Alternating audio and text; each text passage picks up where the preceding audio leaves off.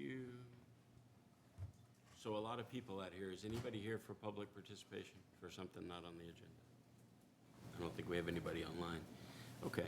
A couple of announcements before we get started. First, I'd like to apologize for missing the July meeting. My first meeting as the chair. I won't lie, I was kind of wishing tonight was the night I was stuck in Houston for a hurricane, but I'm here. So I do appreciate John for handling that meeting. And I'd like to recognize some people that left that I would have done had I been here in July. So I wish I knew how many years Sonia and Brad had served on this committee, but both served for many, many years and did great jobs for us. And I appreciate it very much. Megan was not with us for as long, but then moved on to the school committee, and she was also a valued member for the years that she was here. And then I'd like to thank John for his time as chairman, because I didn't have that opportunity to do that, and it's big shoes to fill. So I'm working on it. So far, so good. Thank you. So, and then on the next note, then that means we have some new members. So we have Paul Noonan and Deb McCarthy. Appreciate you guys joining. I think everybody will enjoy getting to know them for the first time or better. So we appreciate you coming in and bringing your expertise and being willing. I think, Paul, you were on the committee before. Yep. Now we 8 years? No, 12 years. tricked you into coming back. Great. And then the only other thing I would say is that the one thing I want to add to this, and I alluded to it in an email to the group, is I'd like to add a new kind of regular report at the end of the meeting for any of us that are serving on ad hoc committees or serving as representatives of Ways and Means to building committees.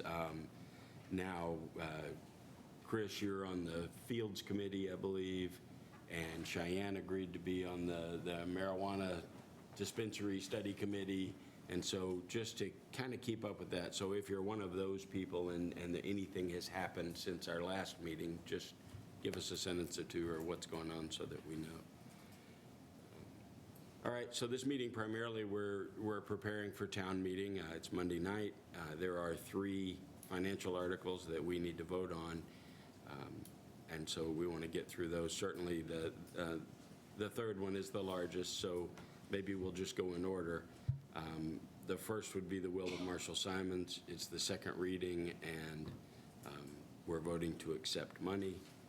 The amount is $71,600. Nope, 77.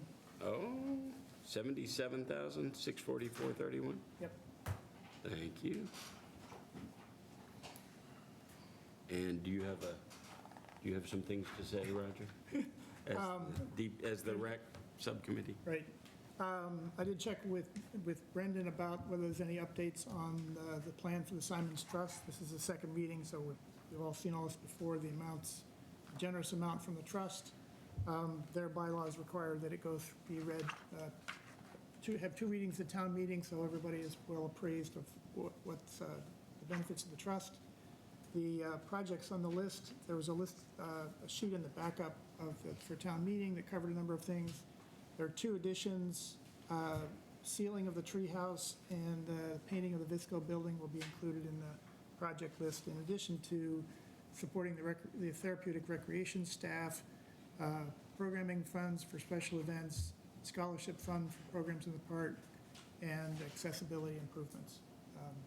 But the amount is, as you mentioned, and is the generous addition. Of course, we should accept money. We always do.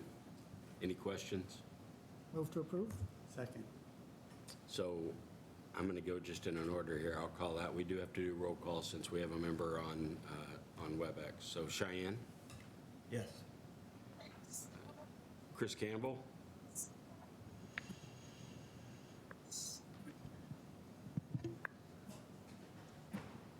Chris?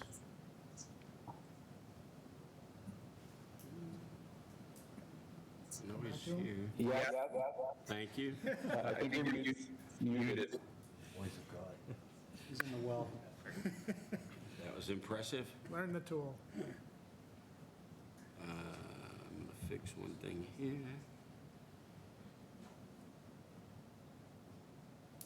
Sorry. Chris Delaney, Yes. Mike Hardy, Yes. John Eiler, Yes. Deb McCarthy, Yes. Frank Monaco, Yes. Steve Moran, Yes. Rob Newfeld, Yes. Paul Noonan, Yes. Ed Parsons, Yes. Roger Riggs. Yes? The chair votes yes.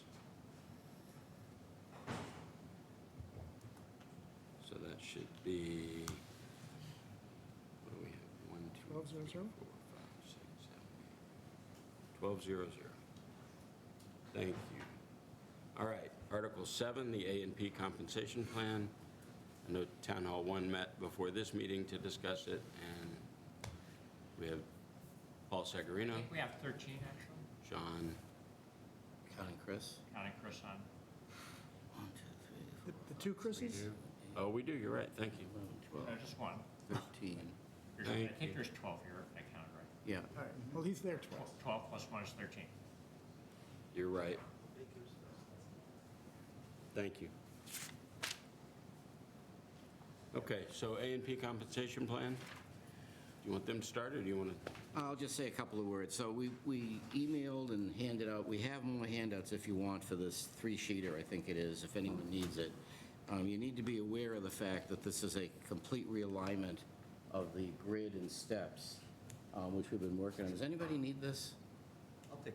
Okay, I'll let you pass it around. And so that puts a level of complexity into this particular annual funding process, and they're going to explain the whole thing. We have been in favor of regridding this whole thing for several years. I think they've been working on it for over a year, because every time we've gone to the street to hire against a position that's in a grade, the salaries don't come out right, and we're having trouble with both equity and with bringing new people in, and so we have to play all kinds of games. And hopefully this will straighten that out, and I think John's going to explain that. Plus they eliminated a lot of the stipend stuff that went on in order to get people's comps to come out right for what they were really doing. So a lot of that's been cleaned up as well. The committee, which turned out to be myself, John, and who else was there? Roger. We were the subcommittee tonight. David Tate couldn't make it, and we voted 3-0 in favor of this. And I think John will go through the charts you've got and whatnot, and then we can do questions. Thank you. John? Thank you, Mr. Chairman. So I think everybody's familiar with what the A&P is, but for those that aren't, this is a group, it's not a recognized union. This is what a salary schedule that encompasses all non-union workers that work at least 20 hours a week. There's about 51 or 52 of them, plus 2 other very important folks. And this is a one-year agreement, unlike, because it's not a collective bargaining agreement, you can't do multiple years. So this is something we come back every year and we talk about. And as Frank alluded to, that most times we just come back and we're just kind of rolling over the same salary grid and adding an adjustment to it. And we had sort of fallen behind the market. So for several years, we were talking about doing a compensation and classification study, and finally we were able to do that. And for the last year and a half, we've gone through that process and worked with that group to sort of create a new salary structure. So as I said, we hired a professional human resource consulting firm that was GovHR. They worked with us. They got in depth with every position. They interviewed all of the folks in the A&P. That's all of our department heads, supervisors, professional and technical staff, and they reviewed positions for internal equity, and then most importantly, reviewed positions for benchmarking for external against a comparison group of 14 other communities that we decided on. The list is on the screen. You can see most of those communities are around here, geographically close to us. Some others are more demographically close to us. For example, Danvers isn't that close to us, not that far away, but isn't that close to us geographically, but demographically, the makeup of the town is very similar to Burlington. The idea was for them to do that study, and when the study was done, well, exactly what we thought. There were some positions that were right on. They were being paid appropriately to the market, and others where we were pretty far behind. Our goal wasn't to become the highest paid group out there. The target was the 75th percentile, so 75% would be paid lower than us, 25 would be paid higher than us. And the goal was, the reason for doing this was recruiting and retention, as Frank had said. When we went out for some department heads positions, we would have to be creative when we hired someone because we had to pay folks based on their, that salary grid. So, I got to interrupt for one sec. Can you just approve you're muted for the room, I think? okay, now we're good? Maybe. Chris, can you hear it now? Not on Facebook? He was having to listen to it on Facebook. Oh, the room is muted? Yeah, the room is muted. I sent you a request to unmute it. No, Okay, it can you do it again? still shows as mute. I got it from me, you got it to the actual room. There we go. That's say unmute me? There we go, that works, thank you. Thank you, Chris. Sorry, Chris. Okay, you don't want me to start over. Sorry, John. No. He was listening on Facebook. Okay, so the result was, as I said, exactly what we thought. Some people were paid appropriately and some were, we had fallen behind upon. So what the goal was to create some salary grids that were, as I said, 75th percentile for the job. And to create a system, we decided on 11 grades, where the first 6 grades were for supervisors, assistant department heads, middle management, some professional staff, and then the top 5 grades were for department heads and more of the professional staff. And the idea was we would create a uniform amount between grades. So grade 1 to 2 would be 6%, and then as we got higher to the department heads, there would be a 9% change between grades. So what we did was we created the grades, and then we slotted the positions based on their internal equity and their market benchmarking into a grade, into the appropriate grade, and then we slotted them at a step based on what their current salary was, as if they were to get a step. So a step is about 4%. So if someone was a top step in the grade now, and they got slotted in their new grade, they didn't automatically go to the top step. They went to the step closest to their current pay, plus what a step would be, which is about 4%. This, I think I mentioned it before, that this is a transfer from negotiated settlements. The budget for this was approved last May.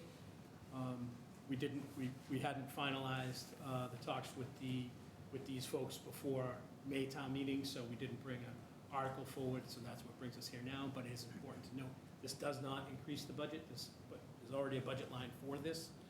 Basically what we do is we get this approved, and then we transfer an amount from our negotiated settlements line into each department's line to cover the increases for each of their A&P folks.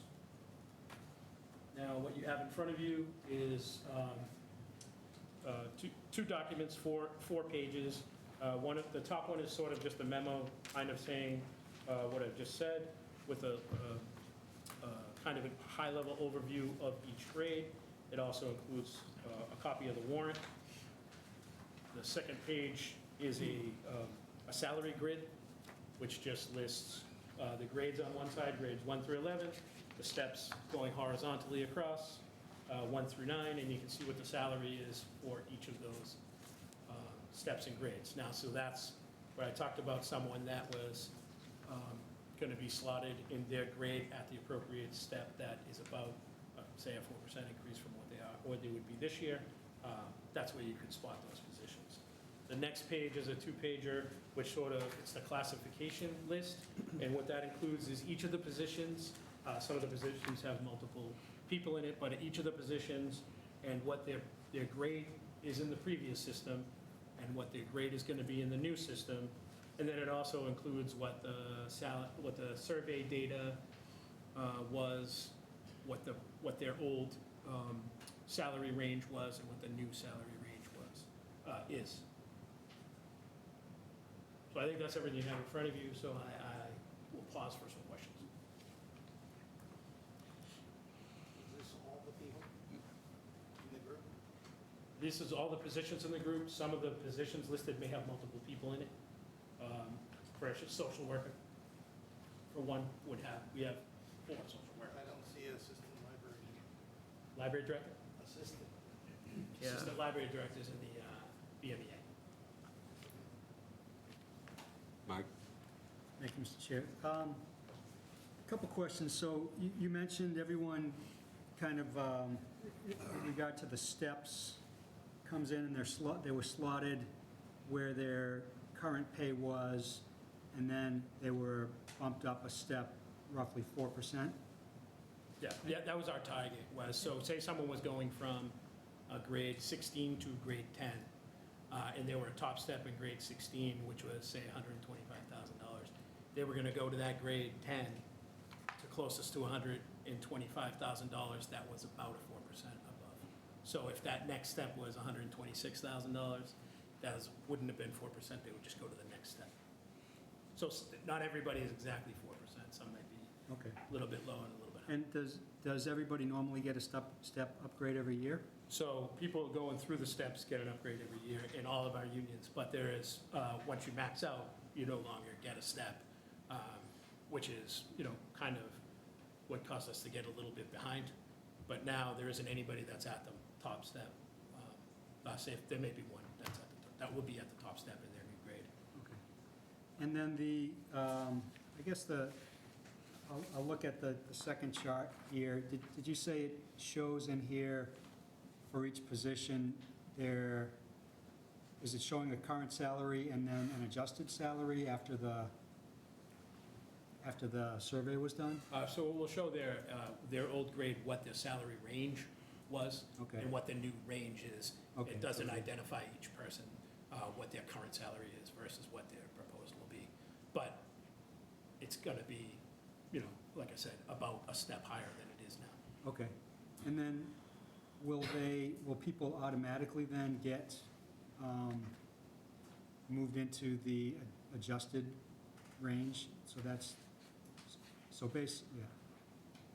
I guess my question is, if you hadn't done this, would there be much of a difference to the amount we're paying out in this warrant article if we hadn't made all these changes? You know what I mean? It would be, so the alternative, if we did what we have been doing Yeah. and just came back with the same grid and a wage adjustment on it, Yeah. there would have been, half the folks that were at top step and weren't getting a step and would have only received whatever the wage adjustment was. And then those folks that are working their way through the steps would have got the step plus the wage adjustment. So it would have probably been lower. And I think when we were here in May, we said that this $349,000 budget is higher than what it was last year, but this is why, because we're sort of doing a market adjustment. We're not trying to get it all done in 1 year. If folks were 15% below market, they're not getting a 15% raise, but now they have the ability to get there over the next few years with some steps. Okay. All right, thank you. Anybody else?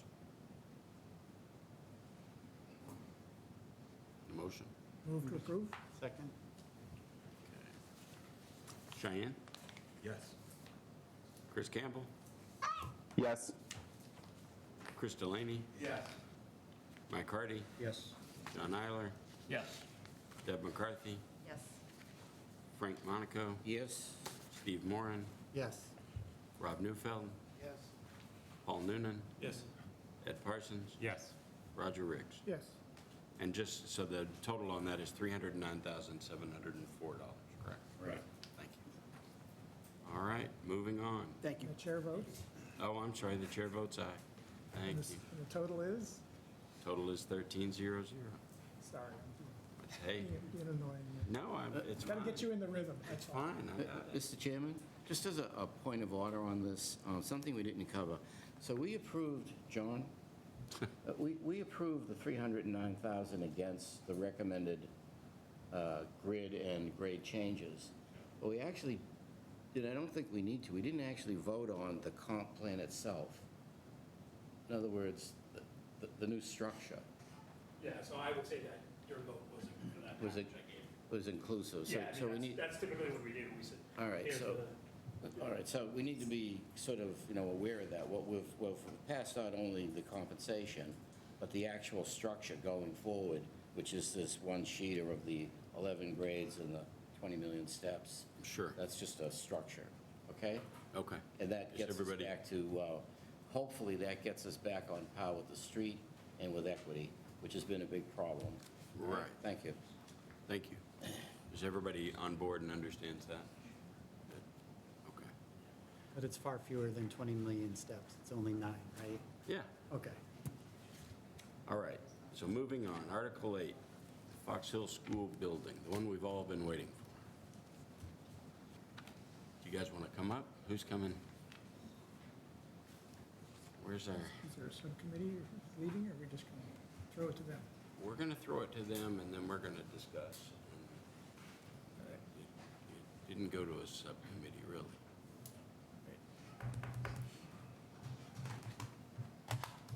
You want to calculate? I have my presentation, I just hope my battery. Yeah, I think our town meeting report will be in subcommittee. You have to go showtime, right? It's That's something's right. gonna fail, so. So, just so we know, we'll introduce people. I know Dr. Conti here is the superintendent of schools, Melissa Massardo from the school committee, who is the chair of the school building committee, Donna Denisco is the owner project manager. Oh, no, architect. That's okay. I'm sorry. And Steve Brown, Owner's Project Brown, Owner Manager. project manager, thank you. And I think we're gonna, you have a presentation, true? Yeah, we do. Is it okay for me just to share? It is. I'm going to make you the presenter.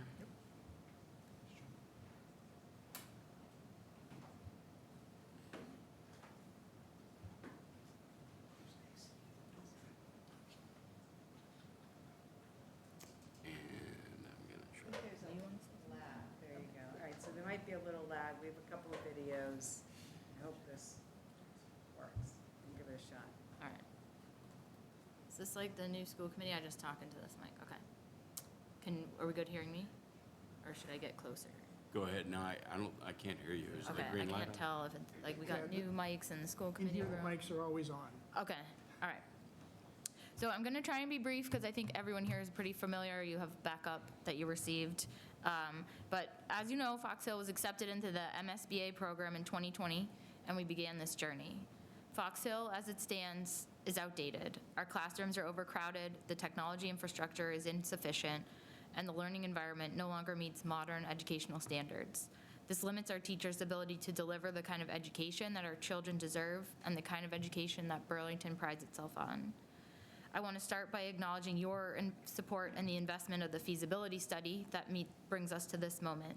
I'm deeply grateful for the volunteers on the Fox Hill School Building Committee, along with the incredible work from our staff and experts who have shaped this plan. Along with myself and Dr. Conti, you'll hear from Steve Brown from Doran Whittier and Donna Denisco from Denisco Design, whose team's knowledge and insights were invaluable. I also want to thank the Fox Hill staff, townwide boards, and countless residents who contributed to this important project. While I know there are other needs, particularly at Burlington High School, I assure you we are working on that as well. A second feasibility study, as you know, is in progress to address the high school's future, and we will be bringing that before you next year. However, tonight we're focused on the needs of Fox Hill. What's before you is more than just a building, it's a reflection of our community's values and vision for the future. The design for the new Fox Hill is capable of adapting to the changing needs of students and teachers for the years to come. With your support, this new school will provide not just modern classrooms, but a learning environment where our students can thrive, and our teachers will have the tools that they need to inspire future generations. While this is a significant investment, replacing Fox Hill will never be less expensive. Tonight, I humbly ask you for your support to approve this proposal, not just for the students of today, but for the future of Burlington. Thank you.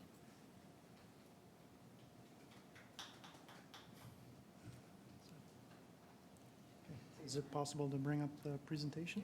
Oh, sorry. Yeah, sure.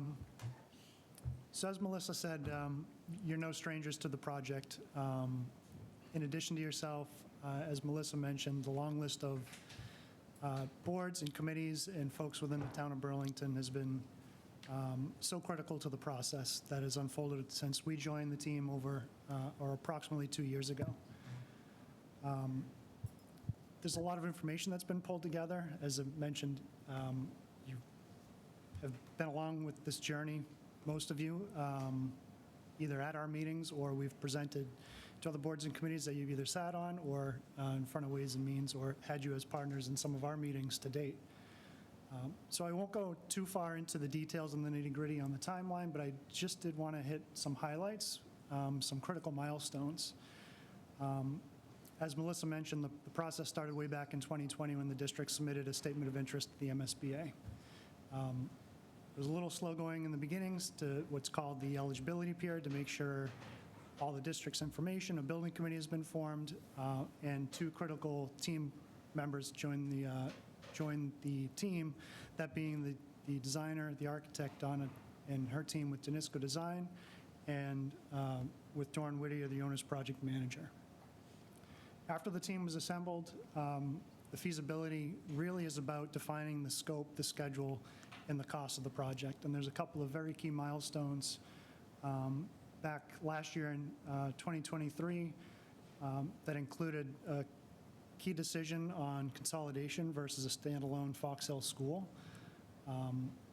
We've been hearing a lot in the town at public meetings about some of the decisions, and we're not here to revisit those, but we did want to just highlight that those decisions certainly were put under the magnifying glass and truly vetted across all those options from both a cost, equity, and just pure educational delivery. Through the rest of 2023, and you'll see a pattern here, is that items that are discussed at the building committee,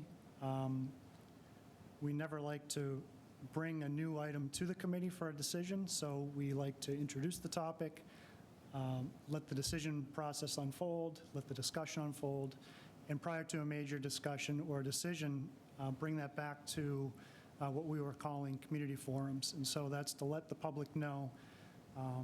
Over the course of the 2 years, we've had 5 of those so far.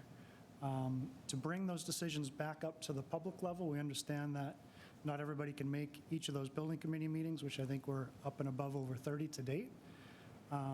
But that's just from a transparent and administering a just clear and open public process to bring those decisions back to a more public forum around some of those key milestones. You'll see on the screen in October of 2023, after that decision that was being weighed to consolidate, the building committee did make the decision and select a preferred option, which was a standalone Fox Hill school on the existing site.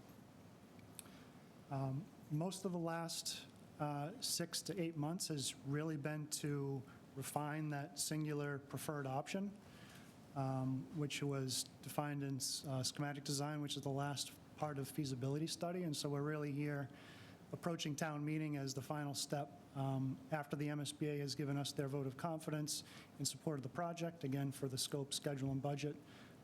It's now in the town's hands for funding at Monday night's town meeting. And I will turn it over to Dr. Conti to talk a little bit more about the students and enrollment.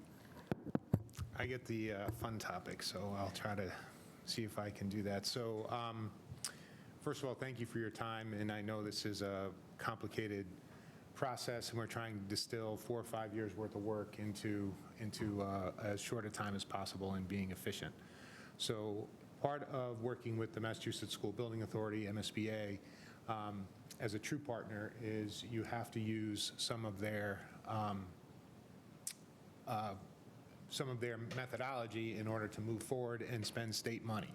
So the underlying good story here is if Fox Hill is approved by town meeting, over the 15, 16 years I've been in Burlington, this would be $57 million of state money that would have been used to replace Memorial, to add to and renovate Marshall Simons Middle School, and then replace Fox Hill. So that's $57 million the state has invested in Burlington based on their needs. I can't stress enough that how competitive the MSBA grant program is. There are many communities who have not received any state money and still have the same facilities needs. So it really should be, I think, something that we're celebrating. One of the methodologies of MSBA that you have to agree to ahead of time is that you have to use their enrollment projections. So MSBA wants to protect their funding from districts that potentially want to overbuild and overestimate. And so they want to also apply the same methodology to every community that they work with. So the slide that's in front of you shows that Burlington actually has declining enrollment, and that is proven out by sort of the attendance that we see. And so using their projections, which looks at, again, lots of different factors, but there's obviously historical enrollment data, birth data, female population projections, fertility rates, and known developments in town. So they try to do this very thoroughly. And I have to say, in looking at their projections that we had to do with Marshall Simons and with Memorial, and talking to my colleagues in other towns, the MSBA's projections are usually fairly accurate. So that's something to see. And again, I'll say we are experiencing declining enrollment in the district.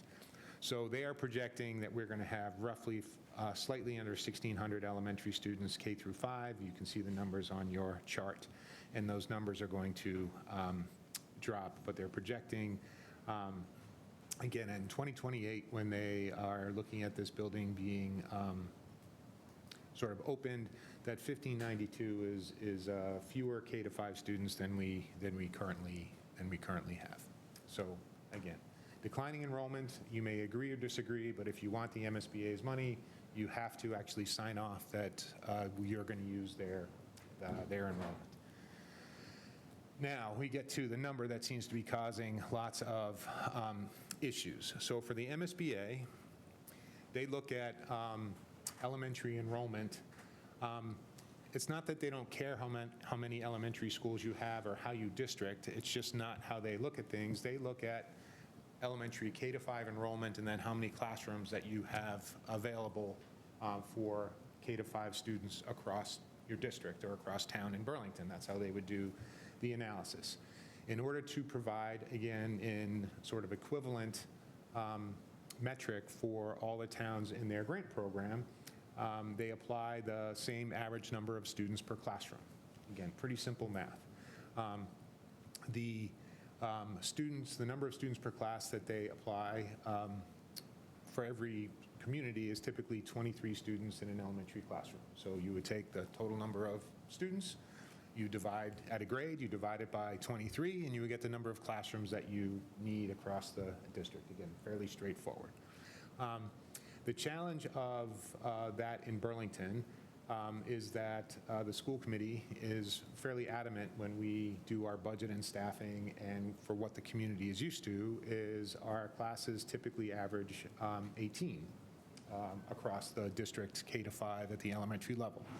And I know some parents are going to say, my child is in a class of 20, and again, averages are averages. You guys understand that. We have, I think, 2 or 3 classes of 20, but we also have some that are 16. So again, district-wide, the average is 18.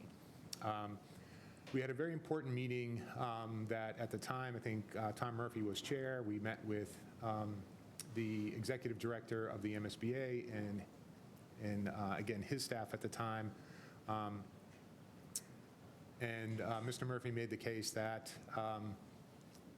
you're applying a different metric to Burlington. We've invested in this. This is a critically important value that the school committee has, and argued the case for Burlington. And the MSBA, surprisingly, applied a denominator of 18 to their calculation.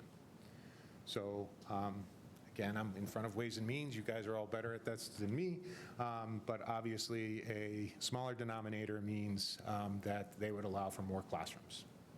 Everyone's sort of following the math. This was even before Doran Whittier was on and Donna was on. And I'm going to look at Doran Whittier, I'm going to look at Steve and Donna frequently and ask them just to confirm. My belief in speaking with my colleagues is that exception, that lowering of the class average, is a rare thing for MSBA to agree to. So again, I think I'm only aware of one other district where that has occurred. So, so looking at the slide, essentially they projected out the 1592 is the enrollment they're projecting in 2028. We already looked at that based on all the birth rates and populations and historical trends. And again, I'm doing math in public, which is dangerous, but all they essentially did was they took a school like Pine Glen that has 3 classrooms at the K, 3 classrooms, homeroom classrooms at first grade. So again, they have 18 classrooms. So they took in enrollment, they divided it by 18, and they projected that enrollment onto Pine Glen. It's a math problem. That's sort of all they did. Memorial, same thing. Francis Wyman, they did that, and then they backed into the Fox Hill because when you took all of those students with the classrooms and you filled them with 18 kids, you had a balance of 325, and that's what they said was left for Fox Hill. And you divide 325 by 18, and I think you get roughly 18 classrooms, which would be a school that has 3 homerooms at every grade, K through 5. So it's a math problem. Do we have to have 325 in the building? The answer is no. They just took the kids, they looked at the number of elementary classrooms, and they divided by 18. That's where the 325 comes from. That's why they're projecting that number, 1,592 elementary students in Burlington, K through 5. They looked at the number of classrooms that we had, and they said, okay, if you're going to maintain a separate Fox Hill, then you're going to need 18 classrooms, K to 5, to house those 325 kids. Rightly so. A school has more than 18 classrooms now. Why would you build a new Fox Hill with fewer than 18 classrooms? Well, luckily, we need more than 18 classrooms to fulfill our program. We need art classrooms, music classrooms. In current programming, they allowed for science, technology, and engineering classrooms. We also had some special education programming that needed classrooms. So when we finished with all of our programming, and we looked at moving some of our programming around, which the MSBA didn't have to accept, but they did, we ended up with a school that had 31 full-size classrooms. So much bigger than the 18 classrooms that we are talking about that they arrived at by math. So again, for scale, the current Fox Hill is roughly 62,000 square feet. The new building that we're talking about is 91,000 square feet, so it's about 50% larger. Again, perspective, this would make Fox Hill the second largest elementary school in the district. Memorial School went through the same MSBA process. They did the same enrollment projections that we had to agree to. They did the same calculation.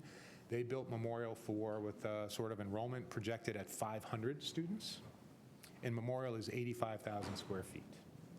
So I understand people are believing the 325, and why would we do this smaller? Just, again, please understand the 325 is an enrollment projection, and it's a math problem. The building is much larger than the 325 students that they're projecting would be enrolled, and I'll sort of prove that out as we move forward there later. I am making a distinction between enrollment projection and capacity. Capacity is we've looked at the number of full-size classrooms we have in a building, and if we put 18 kids in all those classrooms, sort of what can the building hold?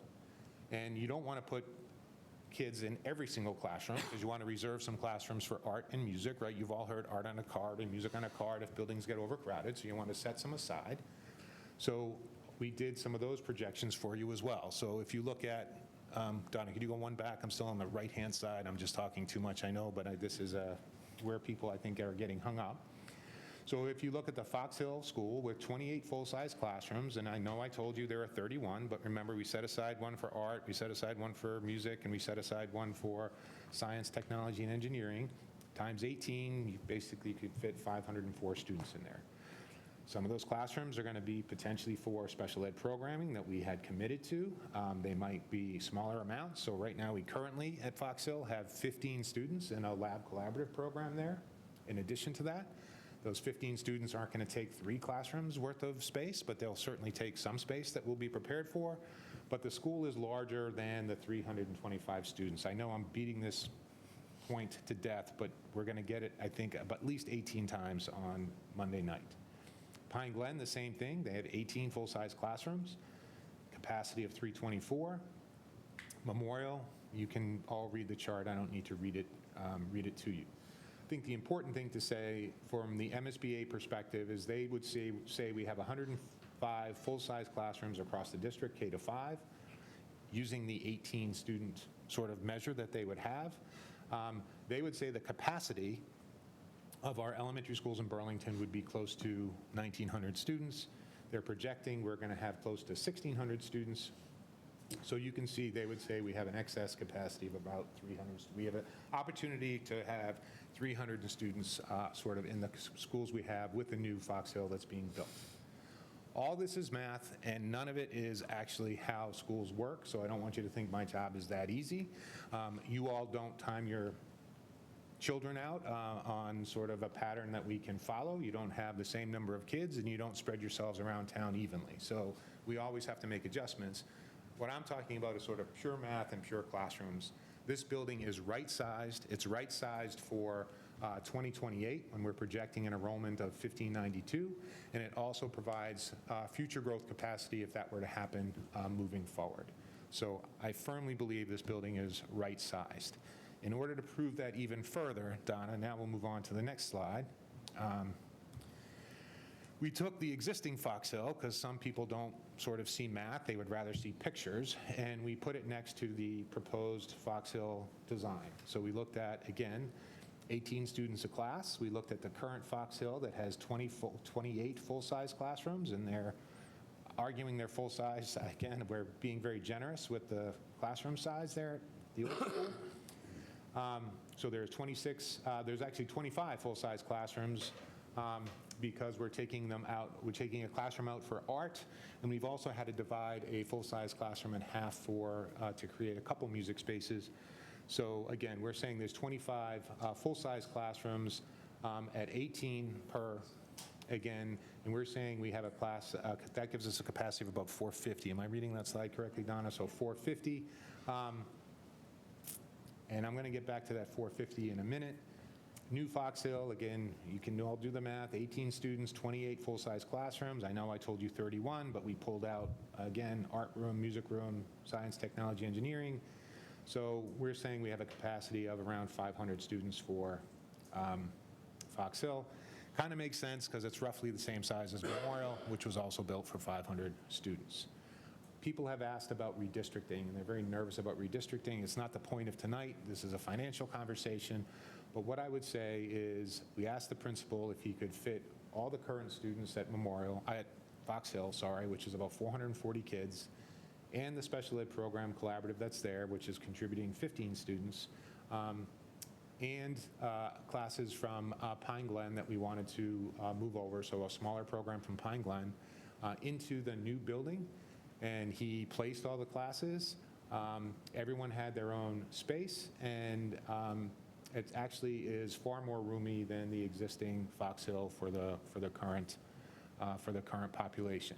So my contention is people who are concerned about redistricting, if you look at the current capacity of the current Fox Hill, which is at 450, we are bumping right up against that. We're at 440 now. I think there are greater chance of redistricting if we don't build the new Fox Hill than if we do build a new Fox Hill. Could we squeeze out another class? The answer is yes. We could take art, put art on the cart, but then folks who are really worried about equity and the equitable experience across schools would then be impacted as well. So again, The new school is right-sized. Again, I even sort of beat that dead horse further. Donna, if you could move on to one, we even looked at it in comparison to the Memorial School and the educational at Memorial. I won't need to go through that because they're roughly about the same size. The new Fox Hill has a couple, I think a couple additional classes, so a slightly larger capacity, but they're both sitting around that 500 student capacity mark. And will, again, I believe the building is what we need for the enrollment projections into the next decade. So that's kind of what I would say. Now, we did the enrollment ahead of having you look at the building, and again, I think the building is also really well designed, and I don't even think it sort of falls in the same ballpark as comparing it to a snowflake-shaped school that has movable partitions that was built in the late 60s. The soundproofing's terrible. We can't put students who have hearing impairment or assistive devices in certain classrooms because the sound transfers through the walls. We have to be very careful about it. So it's not even a close comparison to the building that you're about to see. So I want to make sure I recognize the work that's been done. And also, when you apply to MSBA, you have to choose reasons that you're applying. And we chose two. And everyone is going to say enrollment was the key. There's enrollment pressure, and I'm going to say there is enrollment pressure. But I think during our presentation, what sold them the most was the educational environment was subpar and not suited for delivering educational programming, that the educational program that we do now, just because of the shortcoming of the building. So I think Fox Hill is the least equitable elementary school that we have, and I think it's time to replace it. And I think having the state agree with us demonstrates that they believe it's also insufficient for our students. And they're invested in this project, and it's going to be town meeting's decision on Monday night whether they'll partially support the funding of this project moving forward. But I'm excited to show you the school. So Donna, I'll stop talking now. Thank you. And good evening, everyone. We'll try to keep this brief. It's available, and we have beautiful videos and everything else online. But first, we just want to say that we're starting with an amazing site. The Fox Hill site is absolutely beautiful with amazing attributes. You have vernal pools, you have wetlands, you have forested areas, you have trails, right? It's a really great site for an educational facility. But what's most important for us as we start our journey with our clients, such as Burlington, is to really understand what your visions and goals are. I mean, that's paramount. Everyone has different visions and goals. So when we start from a blank slate, we start asking, okay, tell us what your visions and goals are for your site. Let's just start there. And the responses we got were to create a new school that embraces the site, which really just speaks volumes to your site. It was also really important that safety was paramount, both for staff and students, but also for the circulation through the site and to the site, for a clear separation of buses, cars, pedestrians, bicyclists. So that is a really key important goal that helps inform the solution.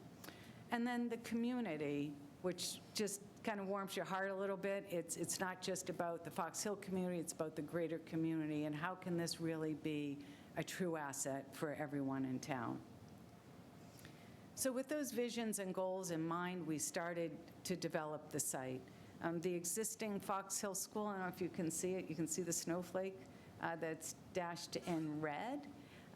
Will need to remain open during the construction of the school, the new school. So we had to be thinking about, okay, where can we put the new school? So we've located a 2-story school to the north of the existing Fox Hill School. We needed to make sure that there's clear separation for construction as well as the operation of the school, because the school obviously will remain operational during construction. But what you can see is that by moving the school to the north and having an extremely compact footprint, it's 50% larger, by the way, right? But it's a compact footprint, that it truly opens up the site and actually provides additional features such as a full-size lacrosse field that actually can be used for 3 U10 soccer fields, as well as a softball field. We are preserving the wetlands that will be great for outdoor learning, with the trails that connect through the forested areas around it, and even a little trail through the site for outdoor learning, and even just to get some extra steps in, right?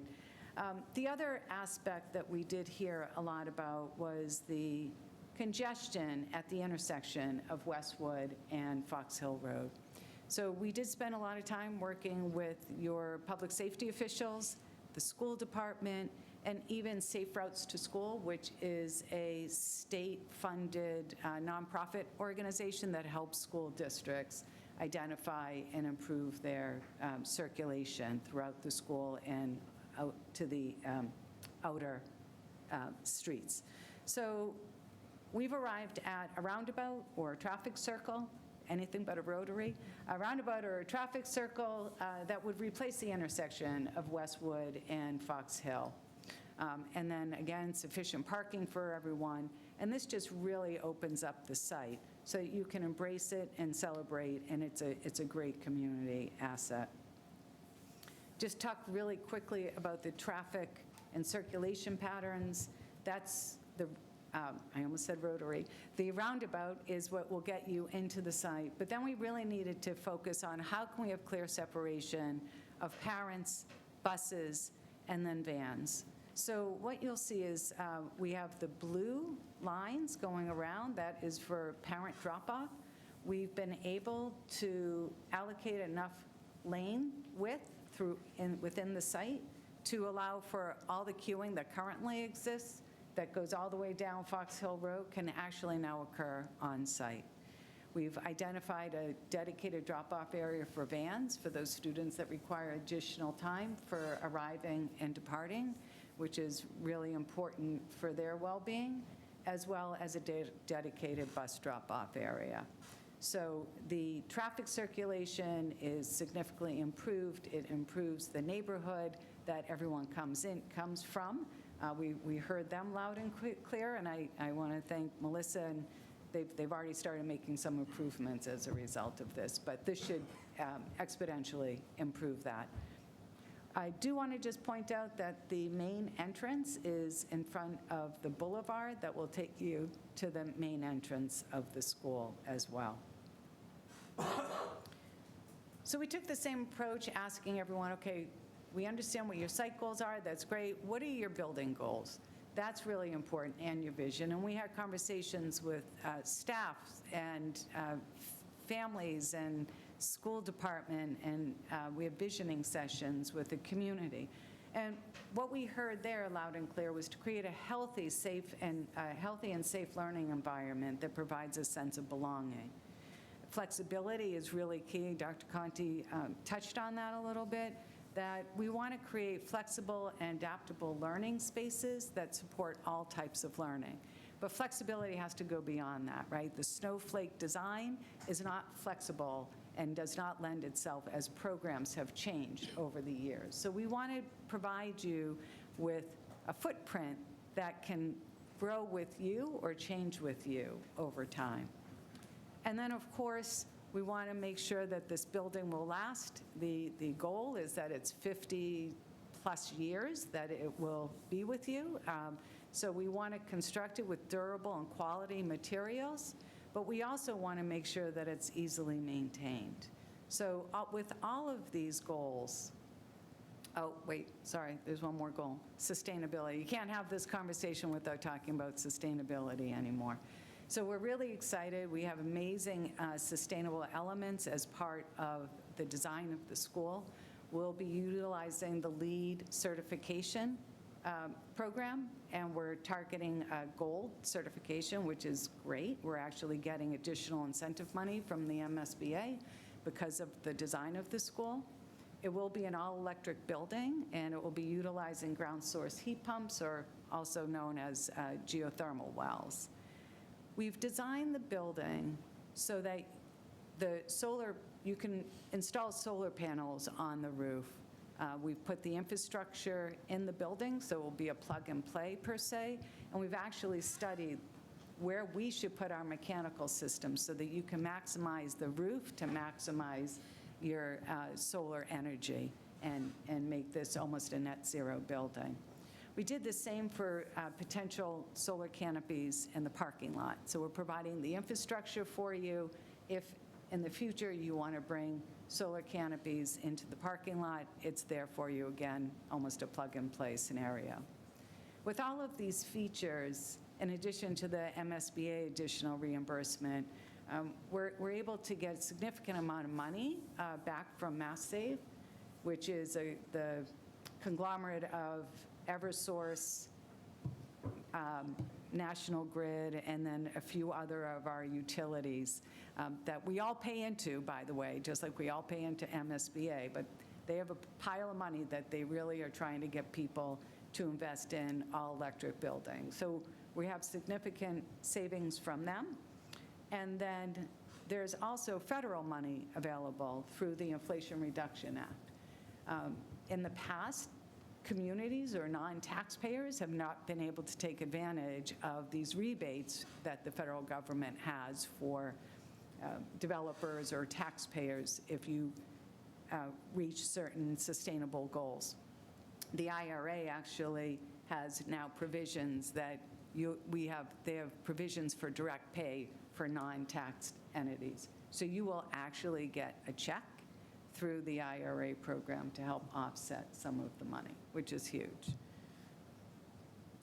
I could spend hours talking about the layout and how well it responds to all of the needs of the school, but I'm going to do it really quickly, and I know we're money tonight, so circle back if you have questions for me.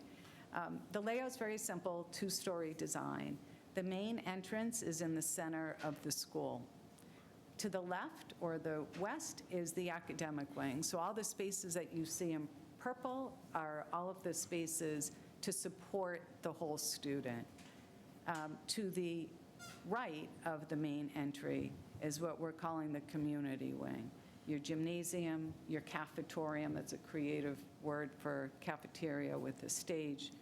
And we have the music room that abuts the stage, so you can use that as a green room. And then on the second floor is the hub of the school, which is the library. We've been able to locate the community wing spaces right by the parking lot, as well as having a dedicated entrance into that wing. So we can actually close the building off and only allow the community into the building and into the spaces where they belong, which is safety and security. It's a really big deal. And the gym is also located right next to the fields. Again, a really compact and efficient design. You can see that the academic wing on the second floor mimics the first floor. And what I'd just like to point out here, again, going to the flexibility of the school, is that we've designed a very simple layout. We have 2 classrooms with a shared project area, and we have a video, so you'll see what that looks like in a minute.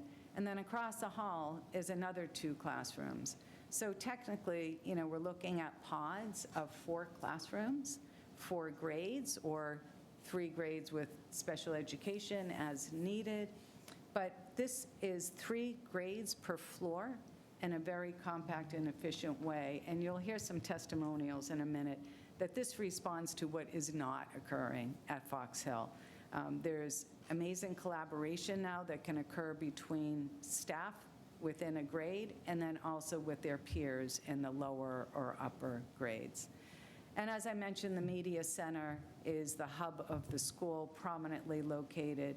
But we also introduced the science, tech, engineering classroom as well as the art classroom as part of this suite, STEAM suite.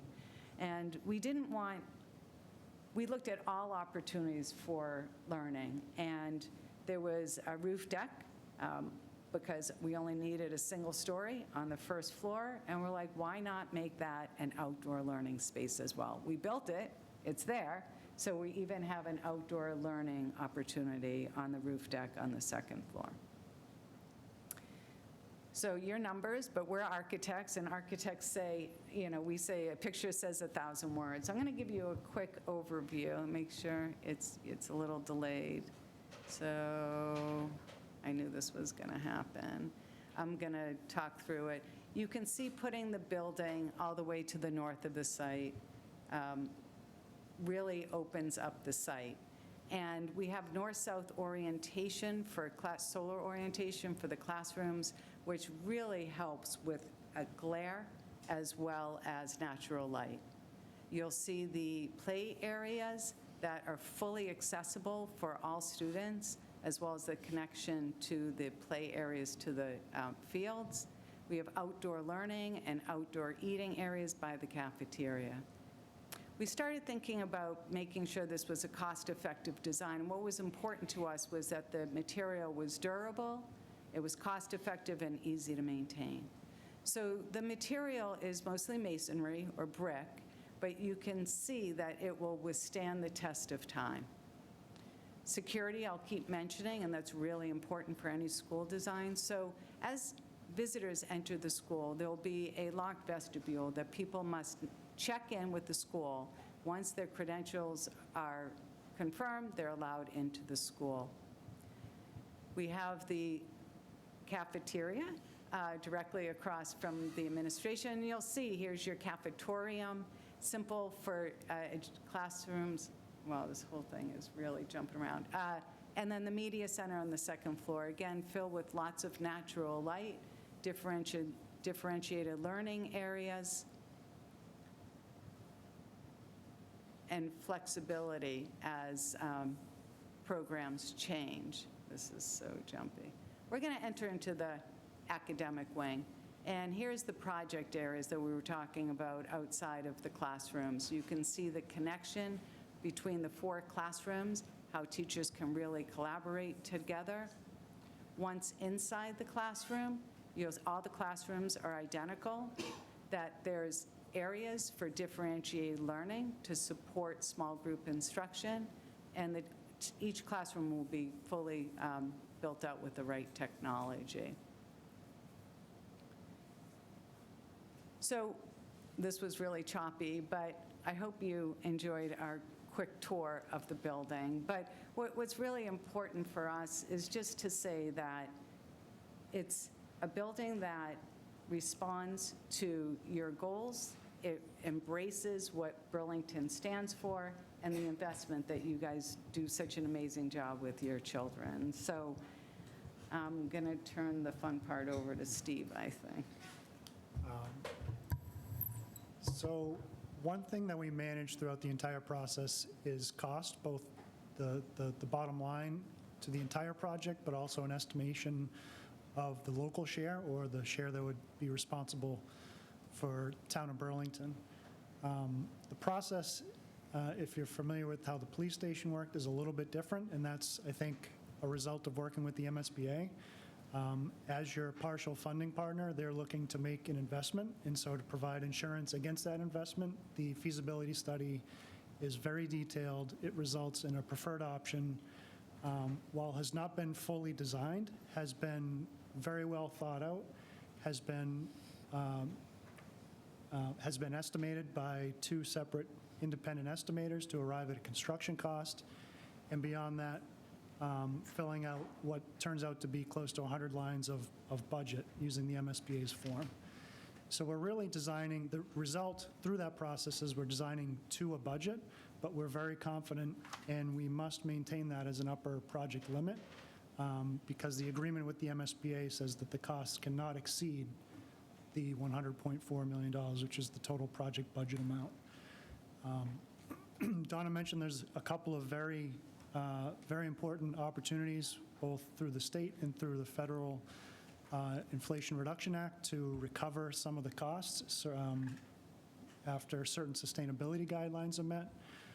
The fact that the building is all electric, has geothermal wells as providing its heat and cooling source is a very big contributor to that. And so the result is close to just over $5 million in combined grants on top of what the MSBA has offered to help fund the project. So it's truly a budget that we're managing to, but has been analyzed and thought out over the past couple of years. The way I think about the feasibility study is, it's just that it's a study. It's really to uncover the wants, goals, and visions of the town. And the result, as Donna alluded to, is that is, if you were to think of each department's goals and wishes as a bubble in a Venn diagram, the result of the building that's before you tonight in the town is at the intersection of all those towns, departments, committees, and community members. So it's a very, the construction cost estimate, the project budget is truly to fund everything in the project, from soft costs, hard costs, furniture, technology, with the exception of the actual solar panels, which if you have questions about those or the solar canopies, we can get into that. But as Donna mentioned, it's truly designed to be plug and play and to accommodate those in the future. Next slide, please. Of course, as a partner and along the process, we've been engaged with the Ways and Means Committee to keep an eye on what the bottom line and average or estimated impact would be to an average taxpayer in town. So I think you're familiar with the range that is currently posted and shown on screen, which is between $211 and $217. That's based on estimates and assumptions provided by Ways and Means, which I will not try to go over in great amount of detail, as I'm sure you're familiar with those. But this process started well over a year ago, and we're analyzing all the options, understanding what's at stake between a consolidation, a Fox Hill only, allowing the high school's forecast to enter into the conversation, but to not drive it necessarily.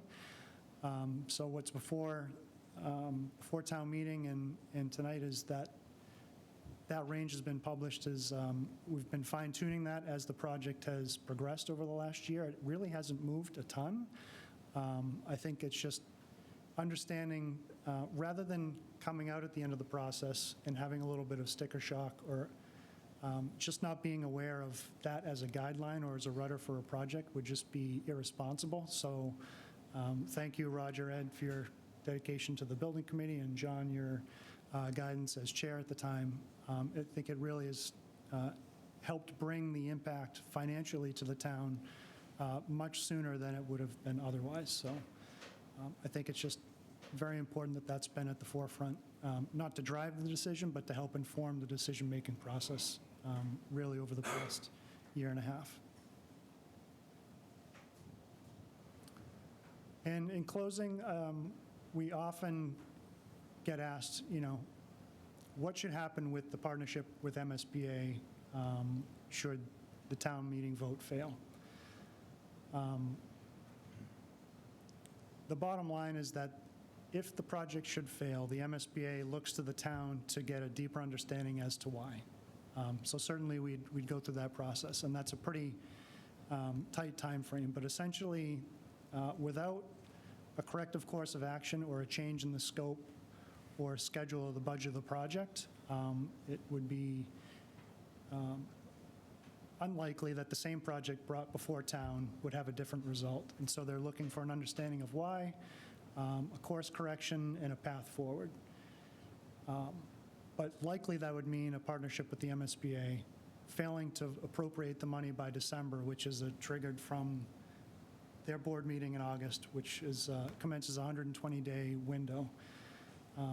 Failing that happens by December, the partnership with the MSBA ends and would need to start anew. So even if following the MSBA's process to reapply, I think the best possible outcome in terms of schedule would be the exact same place 4 years from now. So if the MSBA were to accept the town into their program as quickly as possible, we're looking at basically arriving at the same place 4 years from now in 2028 town meeting. I think there's a lot of work that would need to happen to arrive there, and I think that's a very rosy outlook. But plain and simple is, without a course correction, the MSBA's partnership and investment of the $31.5 million would end. And then I would just like to add to that, everyone, including MSBA, recognizing that the building is pretty much beyond its useful life. And there are repairs and upgrades and replacements that will need to occur to the Fox Hill School while we're trying to figure out, or you're all trying to figure out what to do with the school going forward. So we estimated the costs. We have a list. I'm sure no one wants to go down that rabbit hole tonight, but it came up to be, approximately $60 million in repairs. The question is, how do you do it while the students are still in the school? It would take years to go through and repair everything that is failing or needs to be replaced. So, and MSBA wouldn't support you with that, right? So it would be more disruptive, it would take longer, and the outcome is you still have a snowflake design that has accordion walls and just really is not the right environment for students. So in addition to what Steve said, that's what the town will be facing, and you have to figure out how you're going to pay for that. But with that said, and I don't know if these will work, I'm going to try it. Oh, I guess I don't know how the volume isn't, well, maybe the volume won't work on this. I want it to show up here, and maybe it won't work. This was what you guys were dealing with the other night, right? We have some testimonials from staff. It might echo, right? I think this is a limitation of, let's see. That's going to blast us. Yeah, no. So we encourage you, there is a testimonial. These staff love being in the school. They embrace the community. They say everyone works so wonderfully together. What's holding them back is the facility itself. And it's interesting because the conversation that we just shared with you fully responds to what's lacking there is what is going to really shine in the new school. So we'll make sure that you all get this. It is long, so I don't know if we would have even lasted the whole time here, but we have all different kinds of testimonies from the actual staff at Fox Hill. But I think we'll just leave it at that. We got to figure out this WebEx. Especially through the WebEx. Yeah.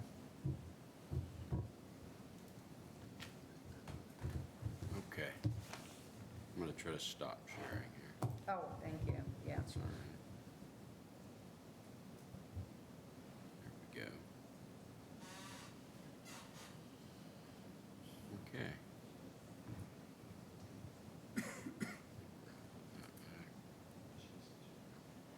So, do we have any questions for them as we start to go through our process here? We do have a bit of a presentation also, yeah. I do have a general question as far as the MSBA money. How does that get, when do we receive that? Is it ratable during the project as it's complete, like X percent? Yeah, it's a great question. The MSBA is, their program is a pay-as-you-go. So similar to how we've been managing the feasibility budget, as costs are expended, we submit those for reimbursement as we go. So we don't need to necessarily wait until the end. We can make one of those reimbursement requests every month.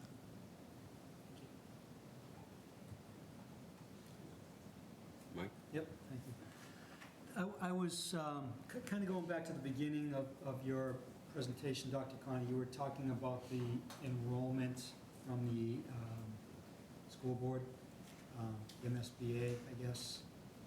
And you said that Fox Hill, the number for Fox Hill was sort of backed into based on capacity at the other schools? Okay, yeah, because I was a little concerned because it went from like 450 to 325, which is a large drop, but that's really just a result of the backing into that number. What are they predicting? So they predicted out to 2028. Do they predict out further than that, or do they not do that? No, I thought it was to 2032 when they predicted it. they project it out, and again, they look at the trend of, they're still believing enrollment is going to be declining over that time. Okay. Thank you. They do it every 10 years, so they will not project out further than that. So you began in 2022 with them, so they projected out to 2032.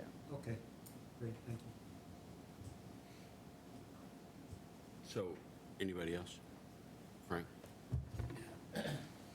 Thank you, Mr. Chairman.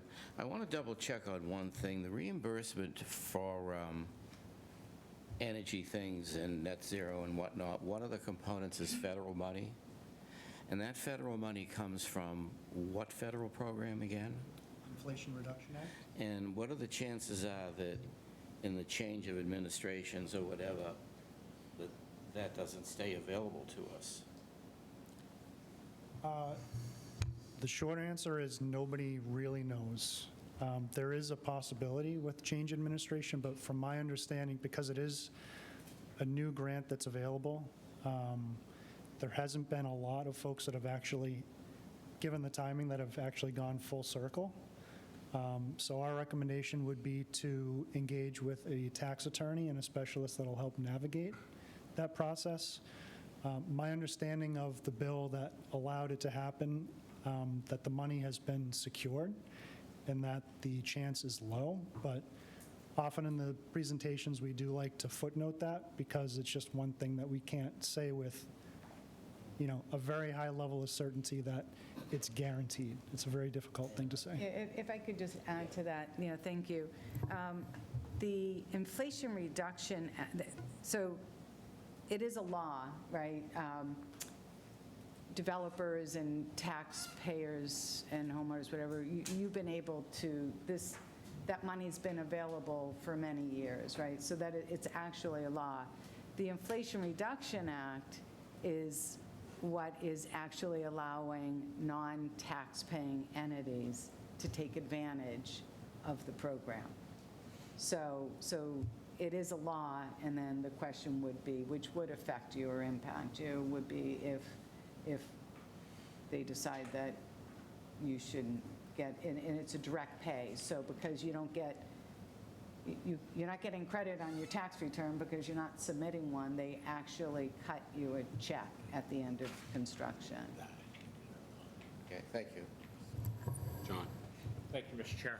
I'm curious about the solar. I mean, that's the one thing that isn't included in the project right now, although I understand it's prepped for it. So there's both the rooftop and the parking lot canopy component. And I'm wondering how much of that would have to be built out to get to net zero, and what would that estimated cost be? So the rooftop, I believe, it will get you to about 60 or 75% of the? 46% of the energy use. And so then conversely, it would be 46 is 54% for the So it would take both to it would to get to net zero. and they're Yeah. each about half. And what would it cost to build that out? Do you have a So there are two paths. idea, or? Yeah, we did a whole study for it, a whole solar study, because we actually wanted to be really smart about where we locate the equipment on the roof and not put it in a location where you're going to benefit from solar. While you're getting the cost, do you know the cost? $3.5 million. Total, including the batteries canopy, all in, including the canopy. For the whole shebang? including the canopies. Yeah. And the payback is about 8 years, 7 to 8 years. So just for everyone, $3.5 million, that includes the rooftop, the canopy, parking lot canopies, and then there's other features that you would add, like a battery that you could store and then, shed for peak demands. There are two paths that you can do. You can purchase that, which the numbers have significantly gone down. Neil Harrigan from Danisco Design is with me, as Vivian Lowe, just stated it was an 8-year payback. And then you're net zero, right? Like, that's pretty amazing. Another opportunity that I think the school department has done is doing a PPA, power purchase agreement, where you enter into agreement with the solar company they give you less than half, or whatever the agreement is, but then you don't own it, and then you don't have to deal with it, right? So I think there are two paths that you could do to offset the costs as well. Great, thank you. Yeah, thank you. Mr. Chair. Anybody else? Any other questions before we move on? Okay. So as we move on, thanks, and we may have some more questions. As we move on, I'd like to run through a short slideshow that we've put together. None of it's going to be new for you. It's a little bit of a summary of things that we've talked about over the last year or more. Some are going to be more familiar with it than others. The new members, for your benefit, it'll catch you up a little bit. And then my goal would be that then this is an option for us to present to town meeting on Monday. So there are some things like our vote hasn't been filled in here.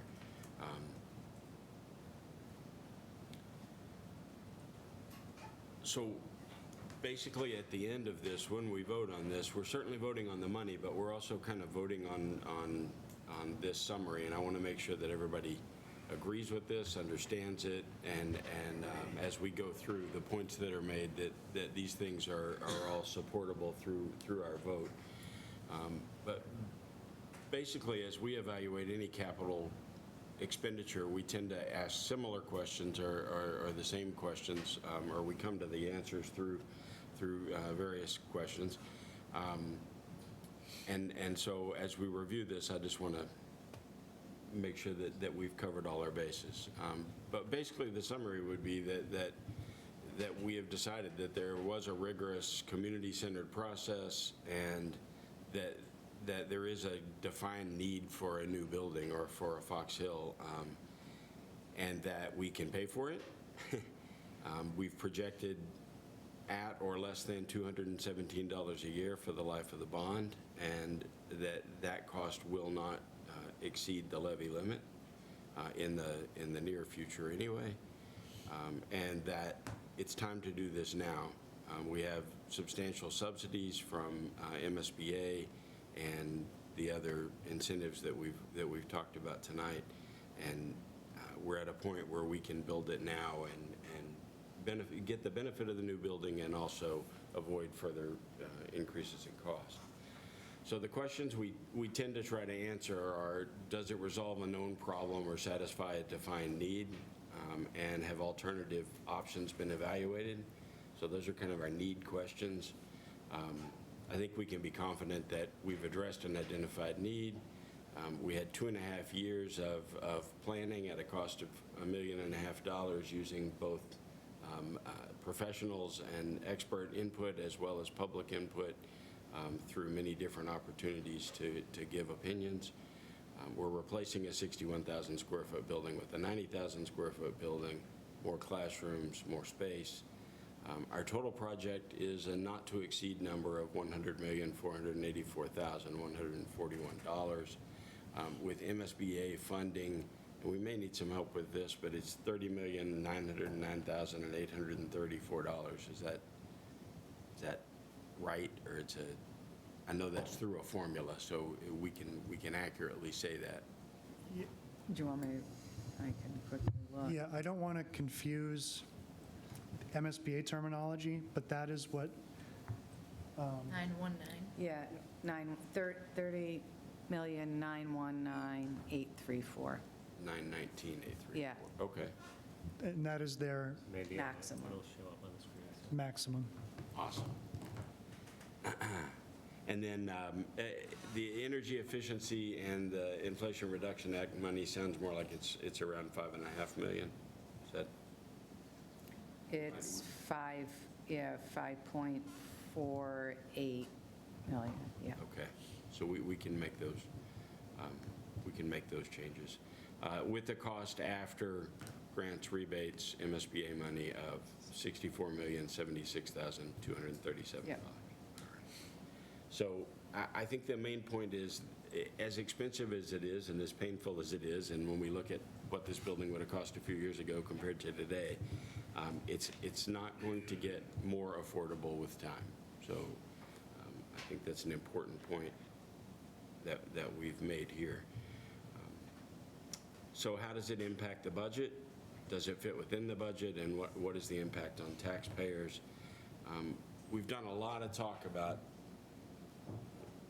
what happens with new growth and what we do with spending, and our excess levy capacity, which is something we desperately want to protect.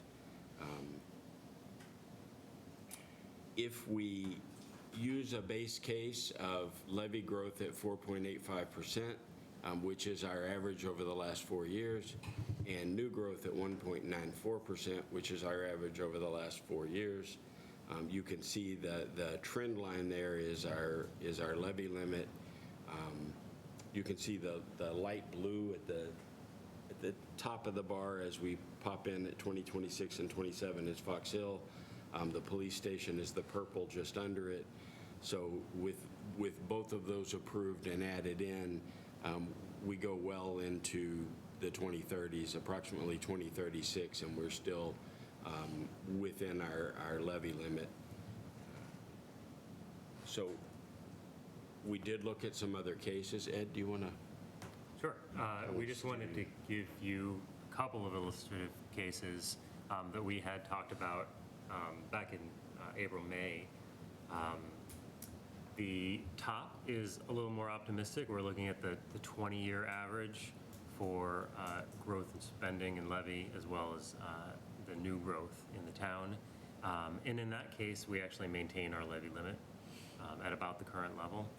A little more conservative case is new growth at 1.5%, and that would be smaller than the smallest 3-year average over the last 21 years.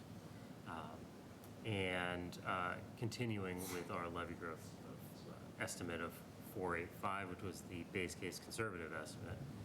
And there, we do see pressure, and we see it in about 6 years. It is something that we could deal with a few tenths of a percent reduction in our overall budget. And that is a conservative case that we started with to pressure test the idea of when we would have to deal with that, when it would come. And that is from once we get that 6-year window to make decisions. And we'll know more as we approach it, but we want to give ourselves several years to have a head start in addressing it. So Can we, oh, sure. Mike? Just a quick question Oh, on I'm that. sorry. So on that levy limit graph, that shows Fox Hill and it shows the police station, but what about other projects?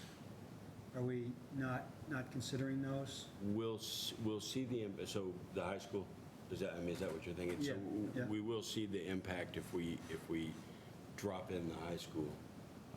So we'll talk about it. Yeah. Okay. Right. John.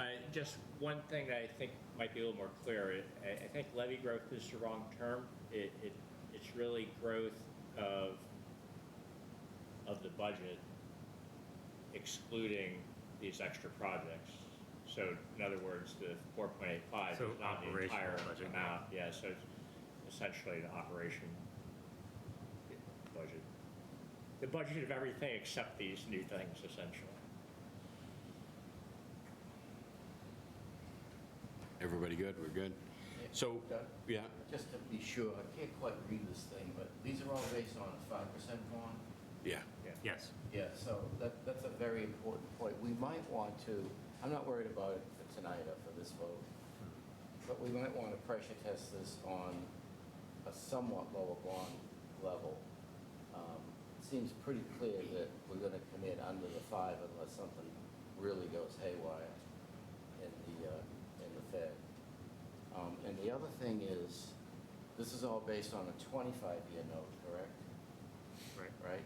So one question I just want to ask, I should have asked this about 2 years ago. Does it have to be a 25-year note? No. We're seeing typically a lot of communities, given the rise of construction, go to 30 years. 20 used to be typical, right? Yeah, so And then that's one- 25, and now it's. Yeah, so thank you. So Paul and John, with bond counsel and whatnot, one of the things that I'd just like to understand a little better is if a 30-year note, I mean, you'll end up paying more interest, but you also get better spacing, right? So you get less pressure on your operating budget. Have you guys thought about that at all? Yeah, so the current rule, Frank, for this would be 30 max, including short. So. The bands, okay, all right, so that's a little wonky for this discussion, Yeah, I so. think in general, we've assumed a 2-year ban and 25-year note Yeah, on our yeah, analysis, which yeah. got us close to the 30. Okay, thank you. Anybody else? Right, so it is with 5%. Certainly, the expectation is we'll beat that a little, and maybe a stress test with that would be an interesting addition. So if you look at the impact on the taxpayer, we've seen this in a few different versions. I feel confident about it because we've had multiple people, town administration, we've had John, Frank's taken a stab at it, Ed's taken, and everybody seems to come around to about the same number. So it's a pretty solid estimate. I think $217 a year, we can be pretty comfortable that that's an upper end, and there are quite a few things that could go, I wouldn't even say right, but just more normal than our conservative estimate that would bring that down. And so you're looking at $217 a year for the average residential tax contribution, about $18 a month. At its worst, that'll be just at or just under 3% of a taxpayer's total residential tax bill. And then that decreases over the time of the bond, sadly, because everything else keeps going up and that stays stable, so. Now, I'll mention that I've had the same question 3 times at the school building committee, average versus median. It turns out it is the average, and so just to clarify, we've quoted the actual assessed value of the house. So that's above the median value. It would be the average assessed value. And so we're at about the 55, 60th percentile for taxpayer contribution. I think the median was actually a little lower. So the median is better, is the point. Yeah, so, Yeah. yeah, more than 50% of the town's residents would pay less.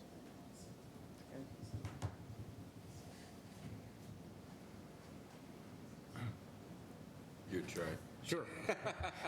I think, there's trepidation about just getting hit with a bill tomorrow if we vote yes today, and I just wanted to show the phase-in. The $217, if you were in that bracket for your house's assessed value as a resident, you would see that phase in over time and be absorbed and to some extent replace debt that comes off the schedule over time. And you would see that in your annual increases in tax levy over a 4-year period. And because we're assuming new growth, and we have had consistent new growth in town over at least the past 25 years where I have data, and I think for much longer than that, what happens is every year there's new development, there are new taxpayers, there are new businesses in town paying taxes, and so that dilutes your share of the cost. And so you do see that payment decline over time. It's like taking out a mortgage on your house. It's your biggest expense and seems very terrible, and over time, inflation is actually kind to you as a borrower. And so as people think about the impact on their finances, they should see that it phases in slowly and becomes a little bit more affordable as the years pass.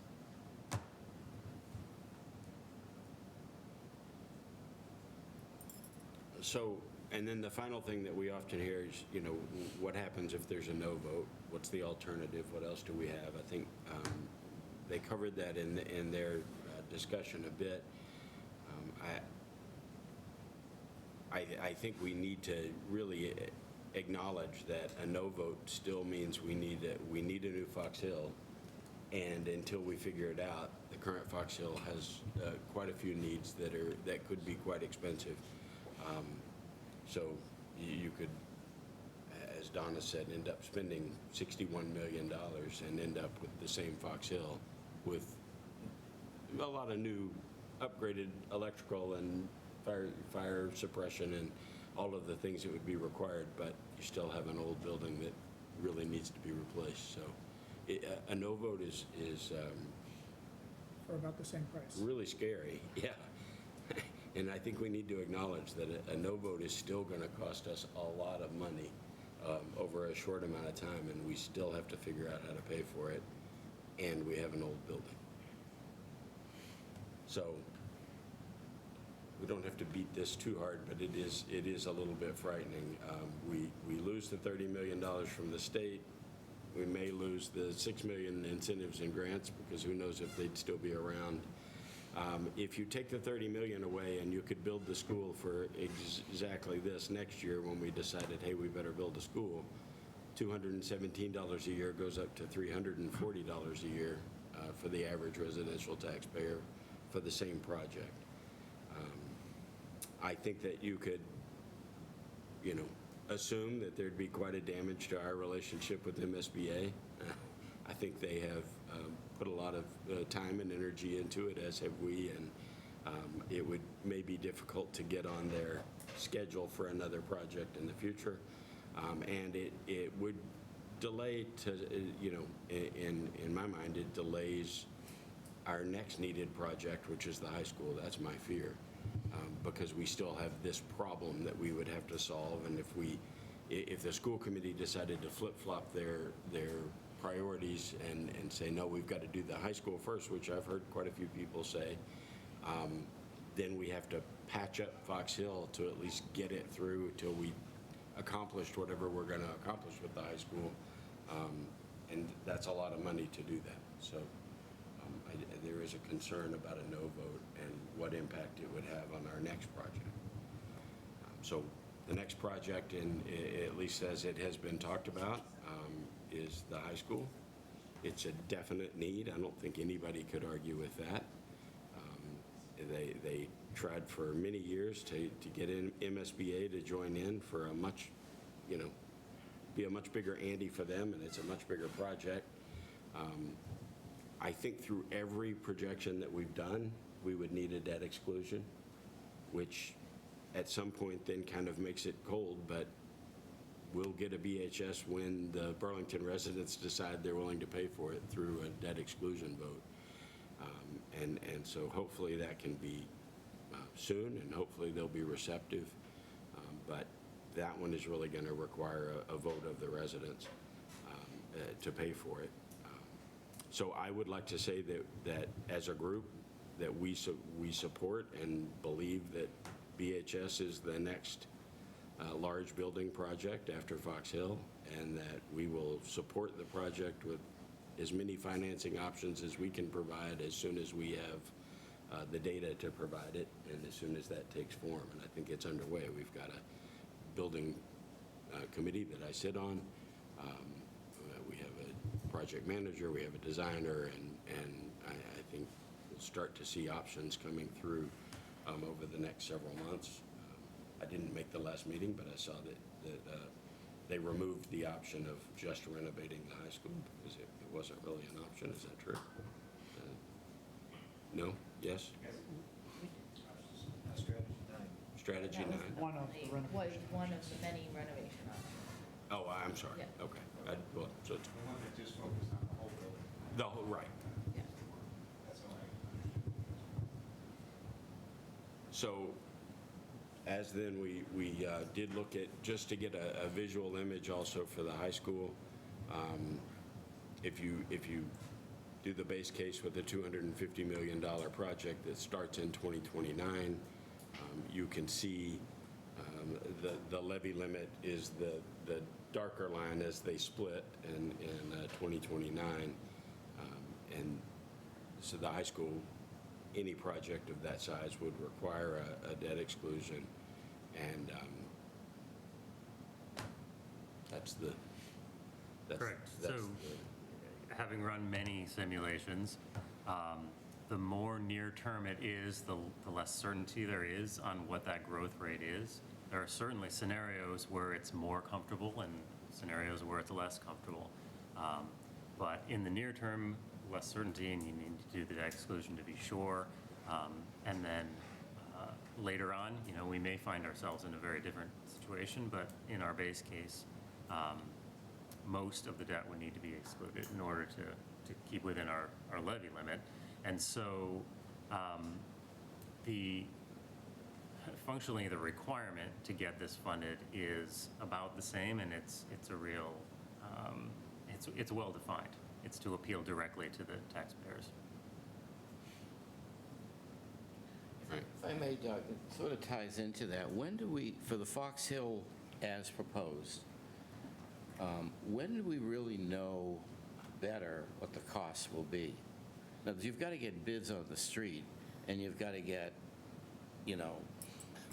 responses to the bids. What's your estimate of the timing of that? Well, actually, thank you.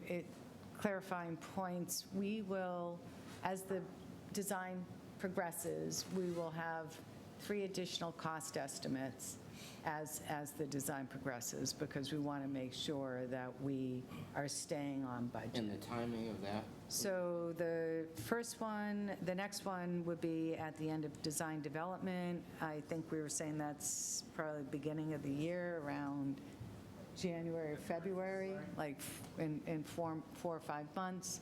From there, it would be another 8 or 9 months. We'd actually do one at 60%, so maybe another 4 or 5 months after that, and then yet another one, right? So you'll have 3 more within the next 14 months. And these are professional cost estimators. There'll be 2 independent, and so it really just keeps us not honest, but it's just really almost to respond to market, change in market conditions. So But if that's good. So does this tie in how we'd issue the bans, start to float some of the money? Or when do we actually start to encumber? If this is approved, and we put them on the contract and start spending money, we're going to have to borrow some money to pay it. Well, we have nobody to pay until we start construction. just us two. Yeah. I am too. Don't just point. Oh, you want to get paid? My kid likes to eat once in a while, but yeah. Real designs aren't cheap. But it is a smaller, to answer your question though, and JB's been through this several times, it's a smaller amount, right? Is it all part of the 101? Yes. Okay, so we're starting to chip into the 101 in chunks, and we'll have smaller amounts in the next year, right? Which is why, and you sort of built that into your buildup of the blue.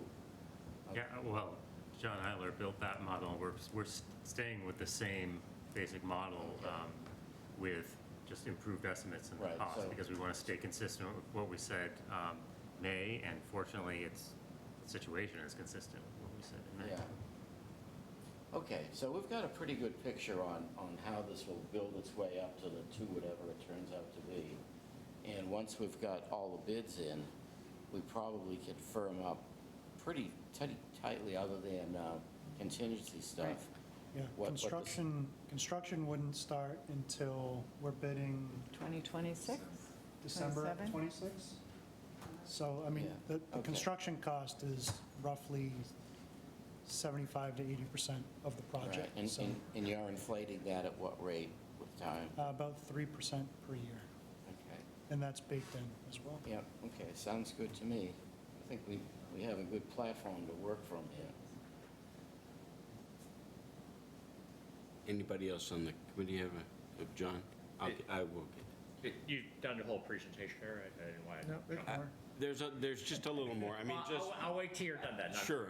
So we didn't want to ignore Pine Glen either, because it's important and would most likely be the next project down the line. I think that the school department's done a good job of kind of defending Pine Glen and saying that the design and the functionality is better than Fox Hill, even though they're about the same age. It still has a lot of usable life left. And I've talked to Donna a little bit, and I talked to Bakuna, and just made sure that we have external opinions that do agree that it's structurally sound. There's a relatively new roof. We just paid for new heat pump, mini split AC and heat units. And so that's a building that I think still has quite a bit of life in it and didn't necessarily, cry out to be replaced, although that was an option and it was a valid option, so. And now I believe that concludes. John? Oh, thank you. This is great, by the way, and Frank's already made postcards to all the town meeting members. That's just because my printer broke. Which is fabulous.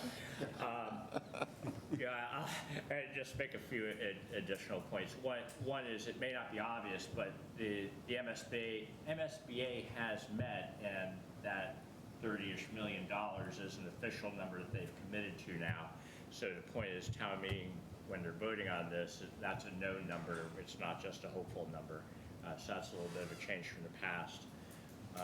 I think there's, based on my constituent emails, I think there's sort of three main arguments that I've heard that folks are worried about. One, it's like, why can't we just squeeze out a few more years at Fox Hill? I'm sad that we didn't make the combined Fox Hill Pine Glen design, or, I think you all got into one, I want to do BHS first and then worry about this. And all those are things, but I think the important thing to realize is that all of them at least have one common failure point, which is basically telling MSBA, just kidding, the last 2.5 years of your time that you spent on this, we decided not to do it. And I think your point of souring the relationship with MSBA is a real good one. Dr. Connie has brought up that Ipswich is the exact case study with amazingly similar numbers and situation. And I'm just looking at something to make sure I get the dates right, but they had been brought into the MSBA program based on a certain school you have to define a priority school. And they were accepted in with this priority in 2018. Their town meeting rejected that elementary school plan and forfeited $27 million in MSBA funds as a result. In 2023, they submitted the exact same school as their priority, 5 years later, and MSBA said no. Nominally they had the exact same argument as they got accepted with the first time, but MSBA said, it's Charlie Brown with football, you pulled away, you're not going to fool me again. So I think there's some real history that they don't take kindly to that. And so the point is, if you have one of these various complaints of, I'd rather do a different plan, or I want to do it later, or I want to, prioritize something else for now, you've got to accept that the strong likelihood is that, you're not going to get that 30 million. I think when the year we got in for MSBA with Fox Hill, there was a 21% acceptance rate. So it's by no means a done deal that if you have a good plan, you get in there. And I think, kudos to schools for getting into program, is a 1 out of 5 chance, and also for getting the substantially reduced class size assumption, which is allowing us to develop this school that, as Dr. Connie did an excellent job describing, it's not a smaller school, even though the 325 is smaller than the current number of students. It's 50% larger. So out of this process, we managed to get a third of it paid for basically through the rebates and MSBA. We've managed to get a 50% larger school. We've maintained our 4 sites so that we have flexibility in the future. When we have to rebuild other schools, it isn't a big whammy all at once because it's divided by 4. So a lot of good reasons to like where we ended up here. So, thank you. Melissa? Steve, can you just clarify the 330 million is the maximum? It's not a guarantee that we get that. Correct. Because of the program's pay-as-you-go, it's based on eligible versus non-eligible costs, so that's their estimated maximum. It could be less depending on what the ultimate design and how the audit process goes. But because it is pay-as-you-go, we can offer monthly updates to how that process is going and the likelihood as we get closer to realizing the maximum. Thank you. Yeah, I knew there was some wording there, that's why I kind of hesitated about that being an exact number. Catherine? Ms. Bond? You Actually, you gotta- kind of hit on you what gotta I was come up, talking about, is Catherine. the percent of schools that accepted into the program. And I also wanted to point out that they accepted Fox Hill the first year they submitted. So to me, that interprets as them seeing that we really had a need to fix Fox Hill. We didn't submit it year after year after year after year like we had, for the high school and got rejected. It got actually accepted the first time we submitted. So I kind of wanted to point that out, that you said percent that get in, which is not a percentage. So. Any other questions? Deb? So since I'm new to this committee, I apologize for asking questions that maybe others might already know the answer to. I appreciate all the sort of the conservative estimates about growth and the impact on the tax levy. Just as and I don't know the statistics, but I do know that obviously there's a very substantial amount of taxes that are generated from commercial versus residential. And I guess my only word of caution, and maybe this was built into those projections, is with a lot of these big projects coming down the pike, are we going to get to a point where businesses potentially looking at Burlington as a home may say, whoa, what's going on from a commercial tax perspective? And is that something that, it's just really a word of caution? I don't really have any answer, but I just think it's something we need to consider as we move forward. Oh, yeah, I agree, and I think we all, I think that it's something that's maybe not back of mind, maybe front of mind. Yeah. Roger? My 2 cents, I think there is always this tension between Burlington having great facilities and being a draw for businesses and residents versus the cost of those things.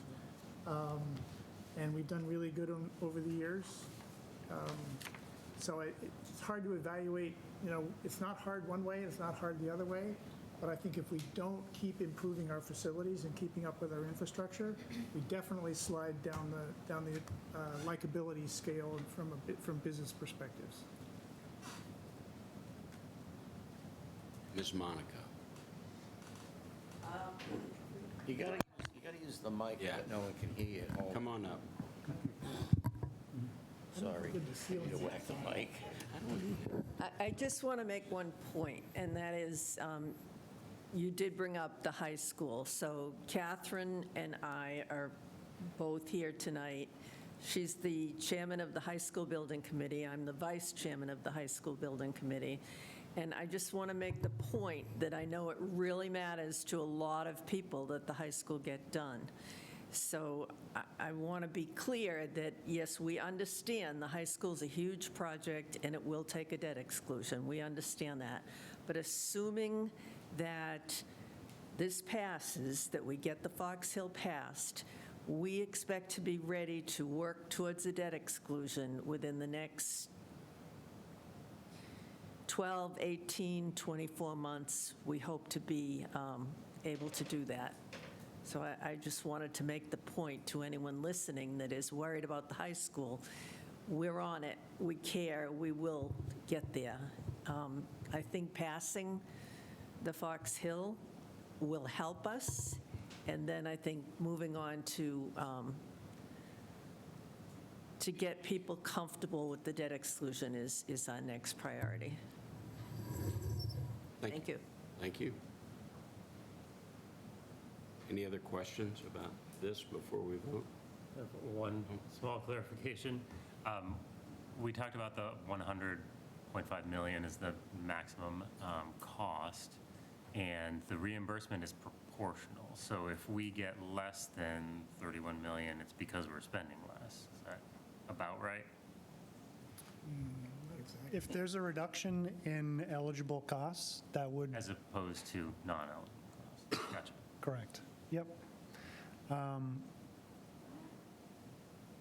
As we mentioned, we're managing to the budget. We'll have at least 3 different future opportunities to cost and test the market for construction.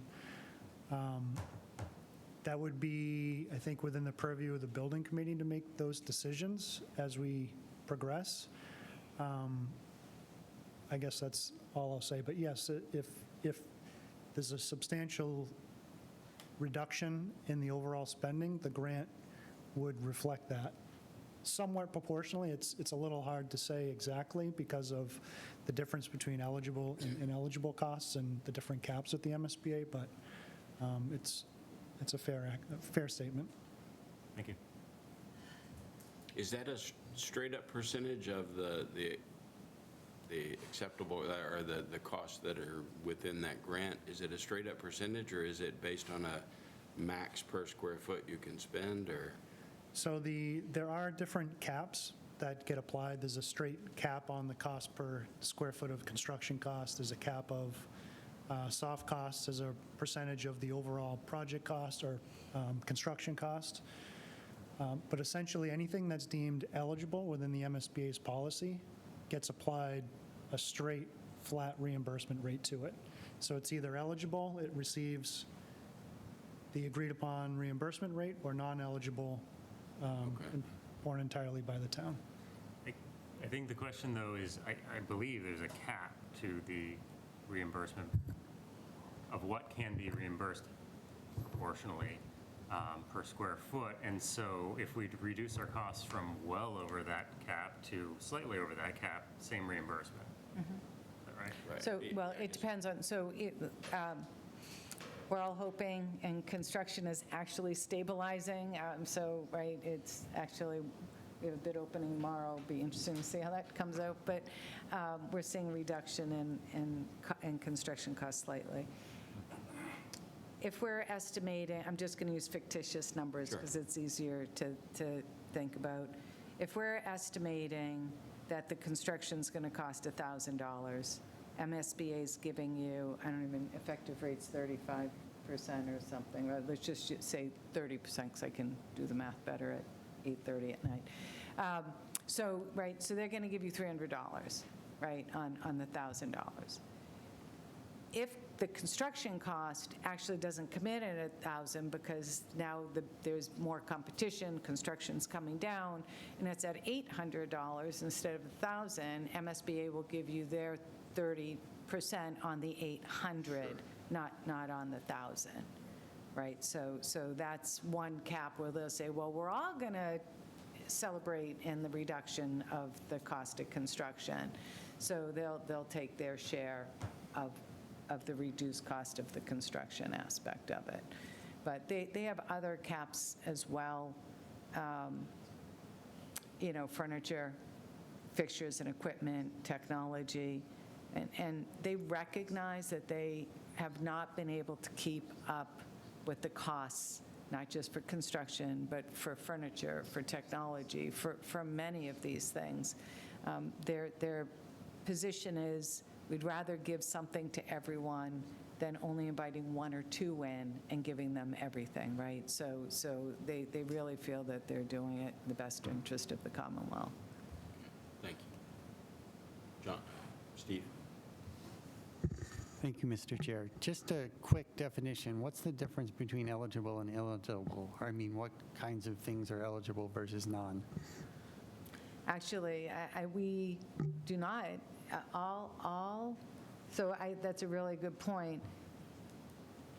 All of the program is 100% eligible. There, you have no spaces and no program that's ineligible.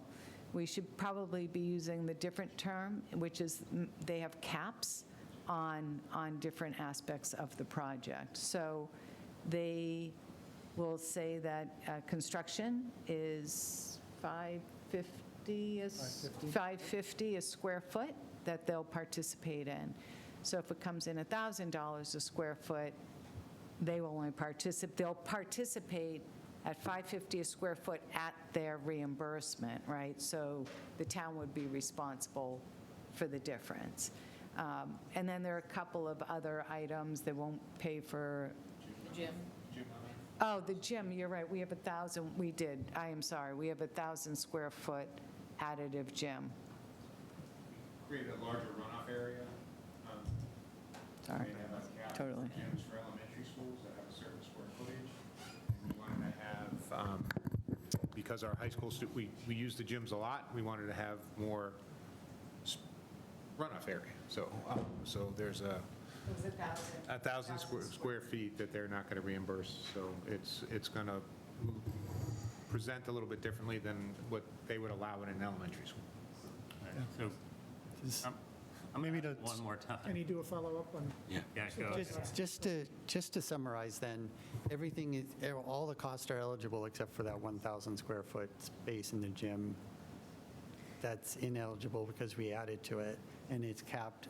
Each area has specific caps for the square footage. Right, Great, right. thank you. Yeah, another way to summarize eligible versus ineligible is that the MSBA is really focused on teaching and learning. That's where they see their investment going the furthest. So they try not to incentivize large field houses or things of that nature that don't directly correlate to teaching and learning. So that's, as a rough guideline, that's how they try to differentiate. And then within the eligible, they say, as Donna explained, we would love to participate 100% for eligible, but our money just can't get stretched that far across all projects that we'd like to welcome in. So we feel, using, paraphrasing, but we feel better about spreading the money around and capping those eligible spaces. And it's complicated, it's a little fuzzy, and we never truly know their commitment until their board meeting at the end of schematic design.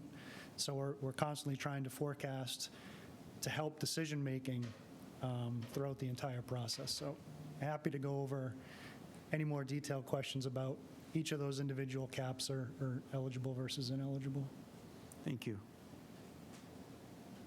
Just to clarify a little bit more, the cap is up to $550 per square foot. Building costs have recently been far higher than that. So if we reduce our building costs from $700 a square foot to $600 a square foot, it's still $550 that gets a proportional reimbursement. So a cost reduction for us is 100% good, not 70% good. Is that correct? I think that's fair. Okay, so we're Yeah. actually, there's a lot of solidity actually to that reimbursement level, which I think is helpful for everyone to know. Yeah. You ready for a motion? Chances are you're not going to see a reduction that gets you below the MSBA Gotcha. cap, right? So you're paying, Going, you don't, it's all on you, Yep. right? So everything is in your favor to get the cost down. Yeah. yeah, absolutely. Any other questions? You ready for a motion? So moved. Second? All right, here we go. Just to be clear, we're voting on both the article and the presentation, or what are we voting on? Well, for town meeting, we're voting on the article as written in the warrant. Yes, for $100,484,141. We can come back and vote on the presentation if we'd like, If that needs a vote. if that needs a vote. All right, Cheyenne? Yes. Chris Campbell? Yes. Chris Delaney? Yes. Mike Hardy? Yes. John Eiler? Yes. Deb McCarthy? Yes. Frank Monaco? Yes. Steve Moran? Yes. Rob Neufeld? Yes. Paul Noonan? Yes. Ed Parsons? Yes. Roger Riggs? Yes. David Tate? Yes. And the chair votes yes. 1400, because we added Dave at the beginning of this. Okay, Thank you, thank you, thank you. thank you, thank you, thank you, yeah. Thanks all of you for all the Yeah, work. no, really excited about it. Thank you. Now, yeah, we got one more vote that's way bigger than this one. Yeah, I know. This was And for anybody who's watching, if you want to hear it again, there's an information session Yes, tomorrow. tomorrow eve. At 6 o'clock in the annex, or is it here? Oh, yeah, yeah. In the annex.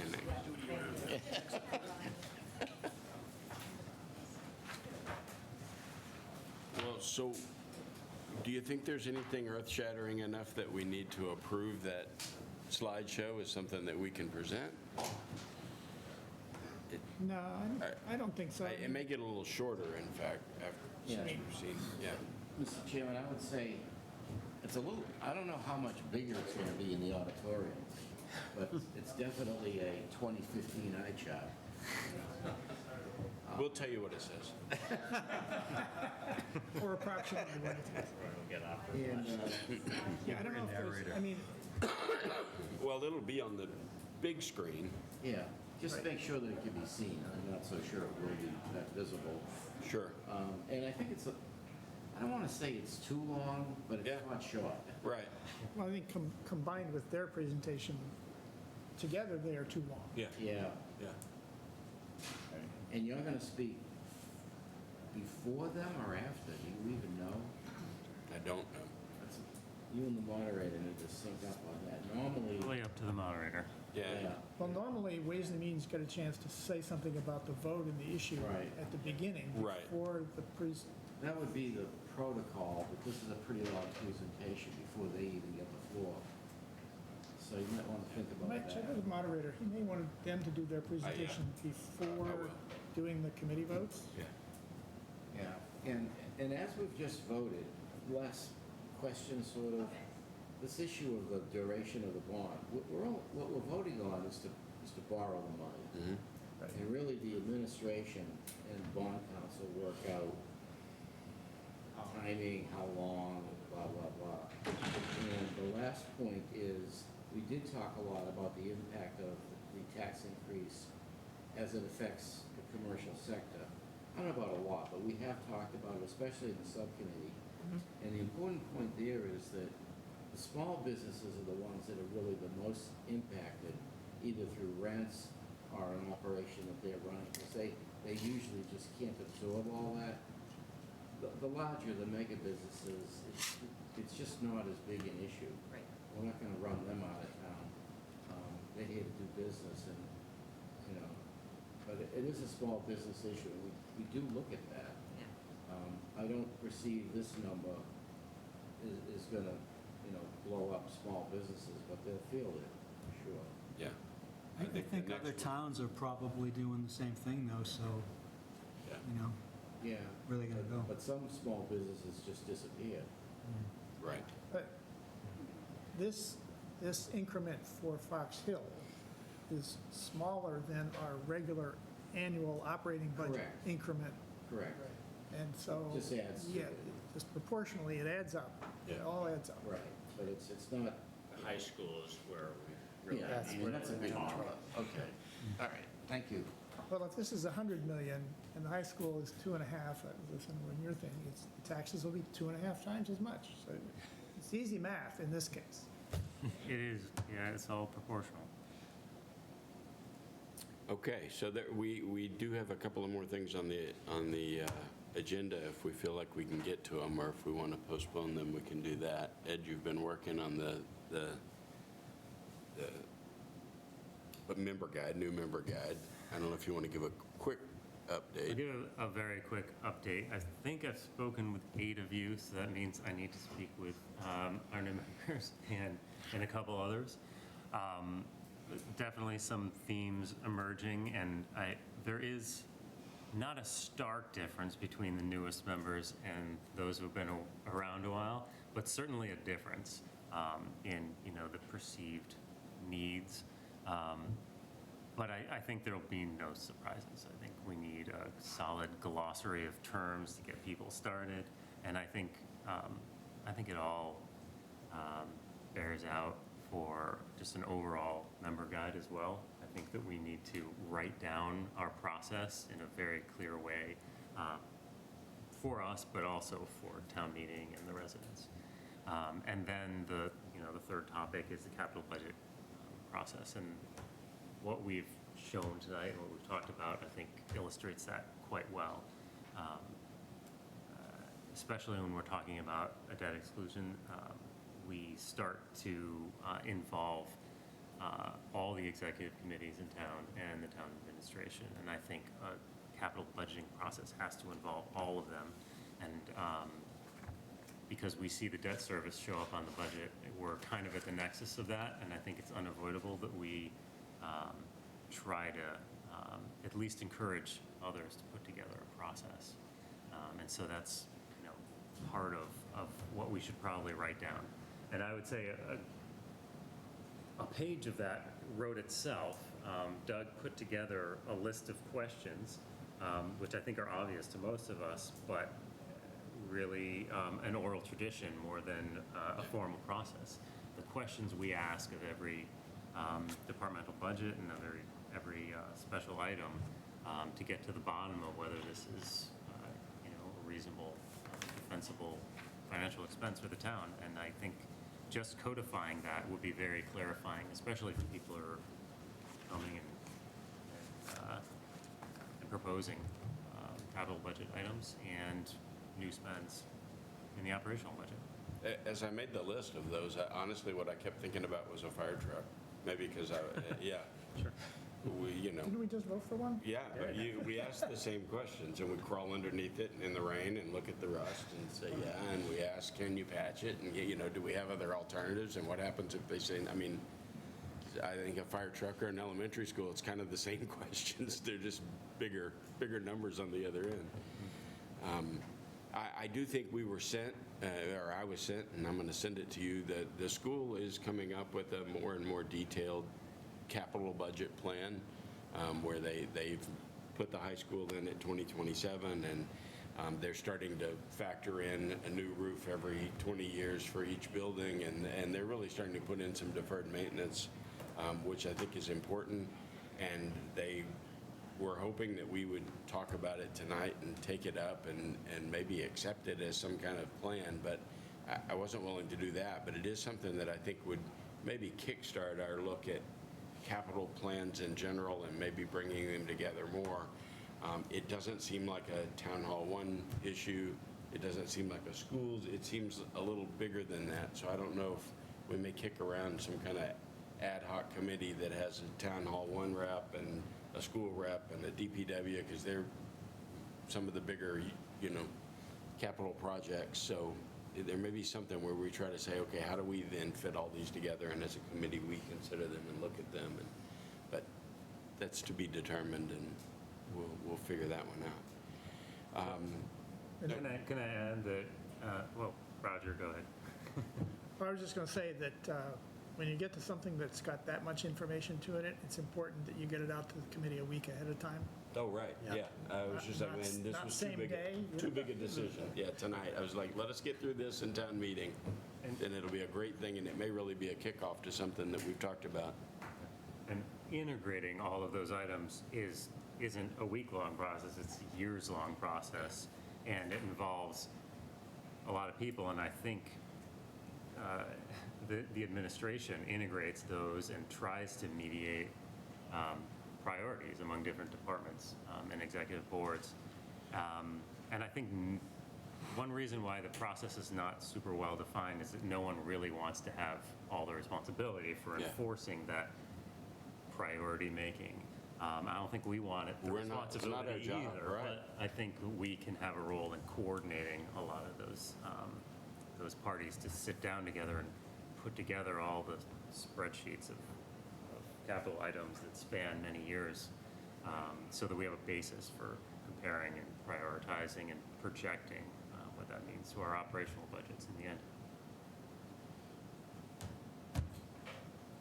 Any questions on that?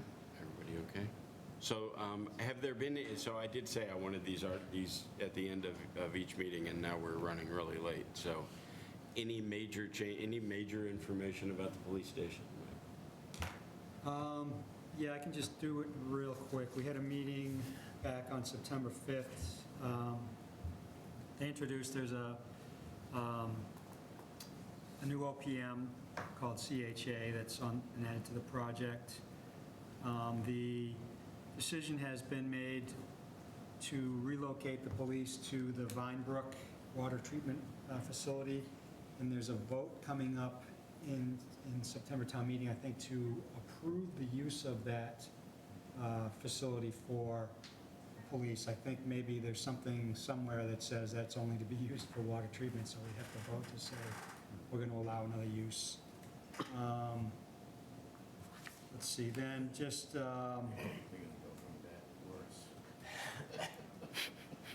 other things, there's some project dates, schematic design for Phase 1 should be completed in November, additional design work by the spring, and then the project should be bidded out next summer, groundbreaking in the fall of 2025.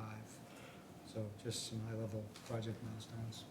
Cool. So I also listened in on that meeting, and one additional information is there's going to be a separate design effort to design interior space in the water treatment plant. So that's actually going to take some energy away from the design team. And it's going to have its own bid and build process to get it ready in, about a year to be able to move the police out of the police station. The thing I didn't hear there was concrete dates on updated site plans and building designs. November sounded kind of short for that, but Yeah. I wish them Godspeed, and I want to see what they're doing. Can I ask a follow-up to that? So does the build cost for the Vinebrook plant come from the allotment that we authorized for the police station? Yes. Yeah. Okay, so it would be part of that. For relocation. If I may, gentlemen, this notion of pacing stuff out, so if we could keep, they're going to have to start to spend money to do the police station, right? They're going to have to build out the water treatment plant, they're going to have to break ground, they're going to have to do this, do that. And so if we could keep Fox Hill from constantly colliding with the police station, even on the increments, and you can get them in different fiscal years, that actually could help us quite a bit, because you know, this whole levy limit thing is based on year increases, right? So when you don't get them in the same year, it's to your benefit. Fox Hill construction's about a year behind the station, it sounds like. Then let's keep it that way. That's Well, I my think- point. I think you got a good point about construction costs, but we can't slow down the Fox Hill design No, process. we don't want It's to get small money. anybody's way by intentionally slowing them down, but we should be aware of trying to not stack them up if there's a way to not do that. Yeah, You just got to do your projects. I- right? I don't know how much, yeah. I think once they've got design and construction schedules, we better stay out of the way. Yeah, I wouldn't disagree with that. The best thing we could do is try to make them line up, and that would guarantee they would. Okay. High School Building Committee, I'm on that committee. They meet monthly. I missed the last meeting, but I do know they started going through, I think they had nine different options of renovate and partial renovation and complete brand-new building, and they just kind of highlighted those.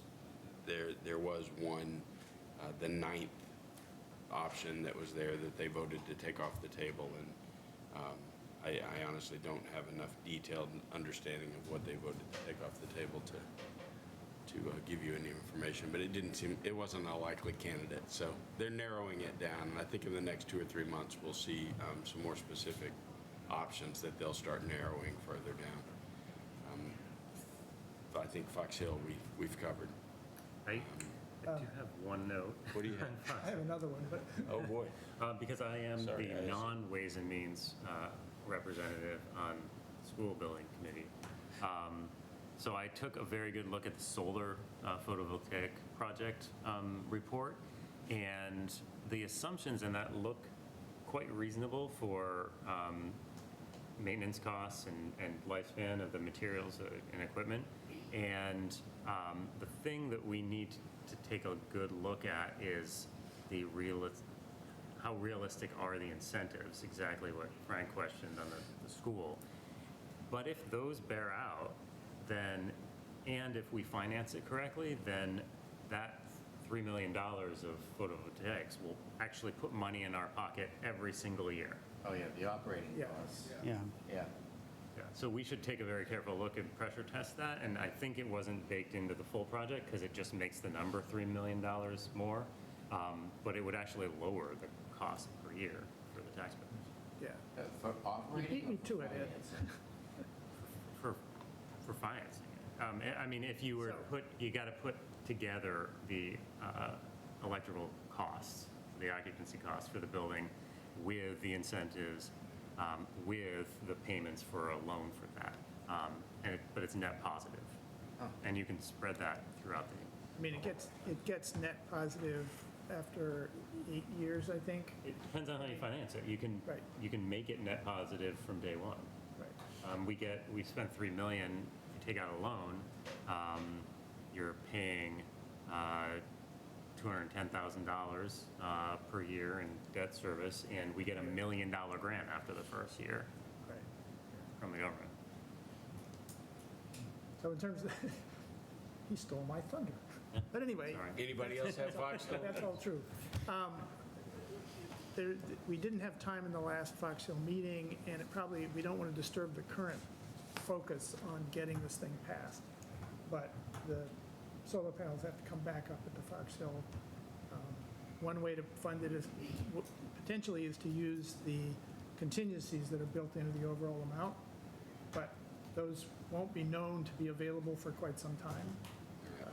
But that's one possibility, as opposed to separately trying to bond it or something.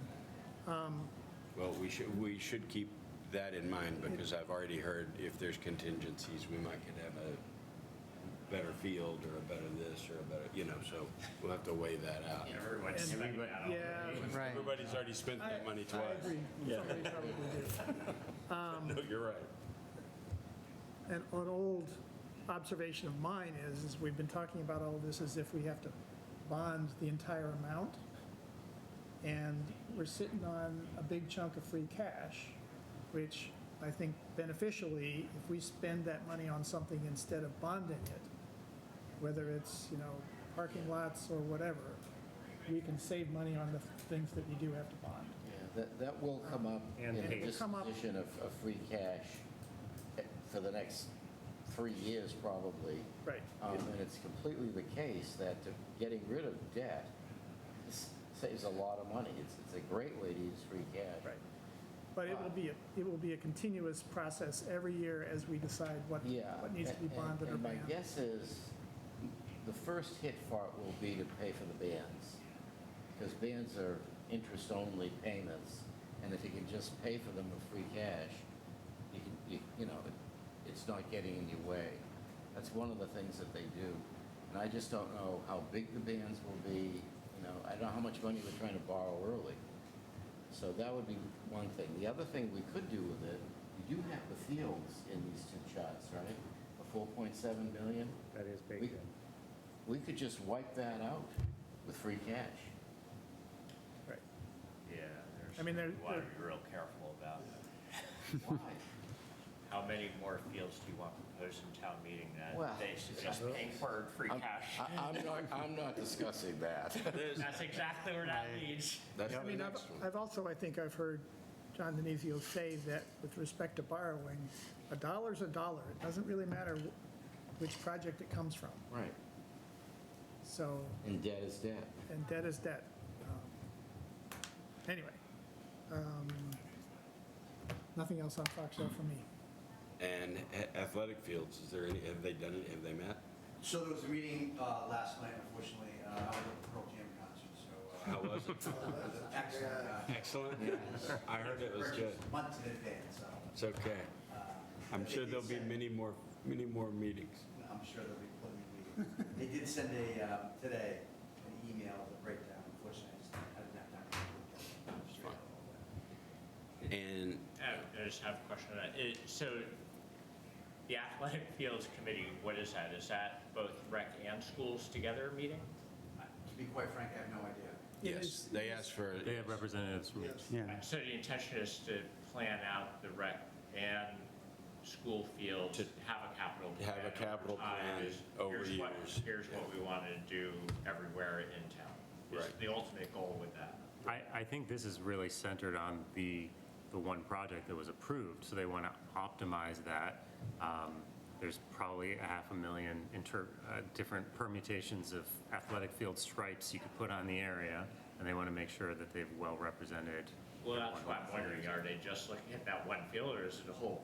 No, I think it's I just think that project. they're starting there. Yeah, no, it was sold to me as they want to do but they're looking at a long term. Yeah, What's what's- next and what's next? Yeah, is their ultimate goal to have Fields capital plan, is what I'm hoping the answer is yes. When I was asked for a member, that's what I was told. That's what you donated towards, okay. Yeah. All right. I was pitched a more limited mission. Okay. Well- But I would hope that we I mean, that's what use it we as a need, model. so Yeah. if we're We don't going to need have a to. capital plan, that's an important part of it, obviously. Chris would be good at choosing stripes, but he didn't need to. Chris, No, what- They did send, no, there was an email today with Burlington Field, some pre-initial meeting, agenda, project overview, community charge statements, project scope, budget overview, and it's pretty in-depth, so unfortunately, again, I restricted all that address. Yeah, so we'll encourage, Next time, I can break it down. You're fired. No, wait. not till we find, Shoot! not till we find another idiot, Don't let him please. off that easy. That was a quick one. All right, any other items? Motion to adjourn? Second. Second? Good night, all. Thank you, everybody.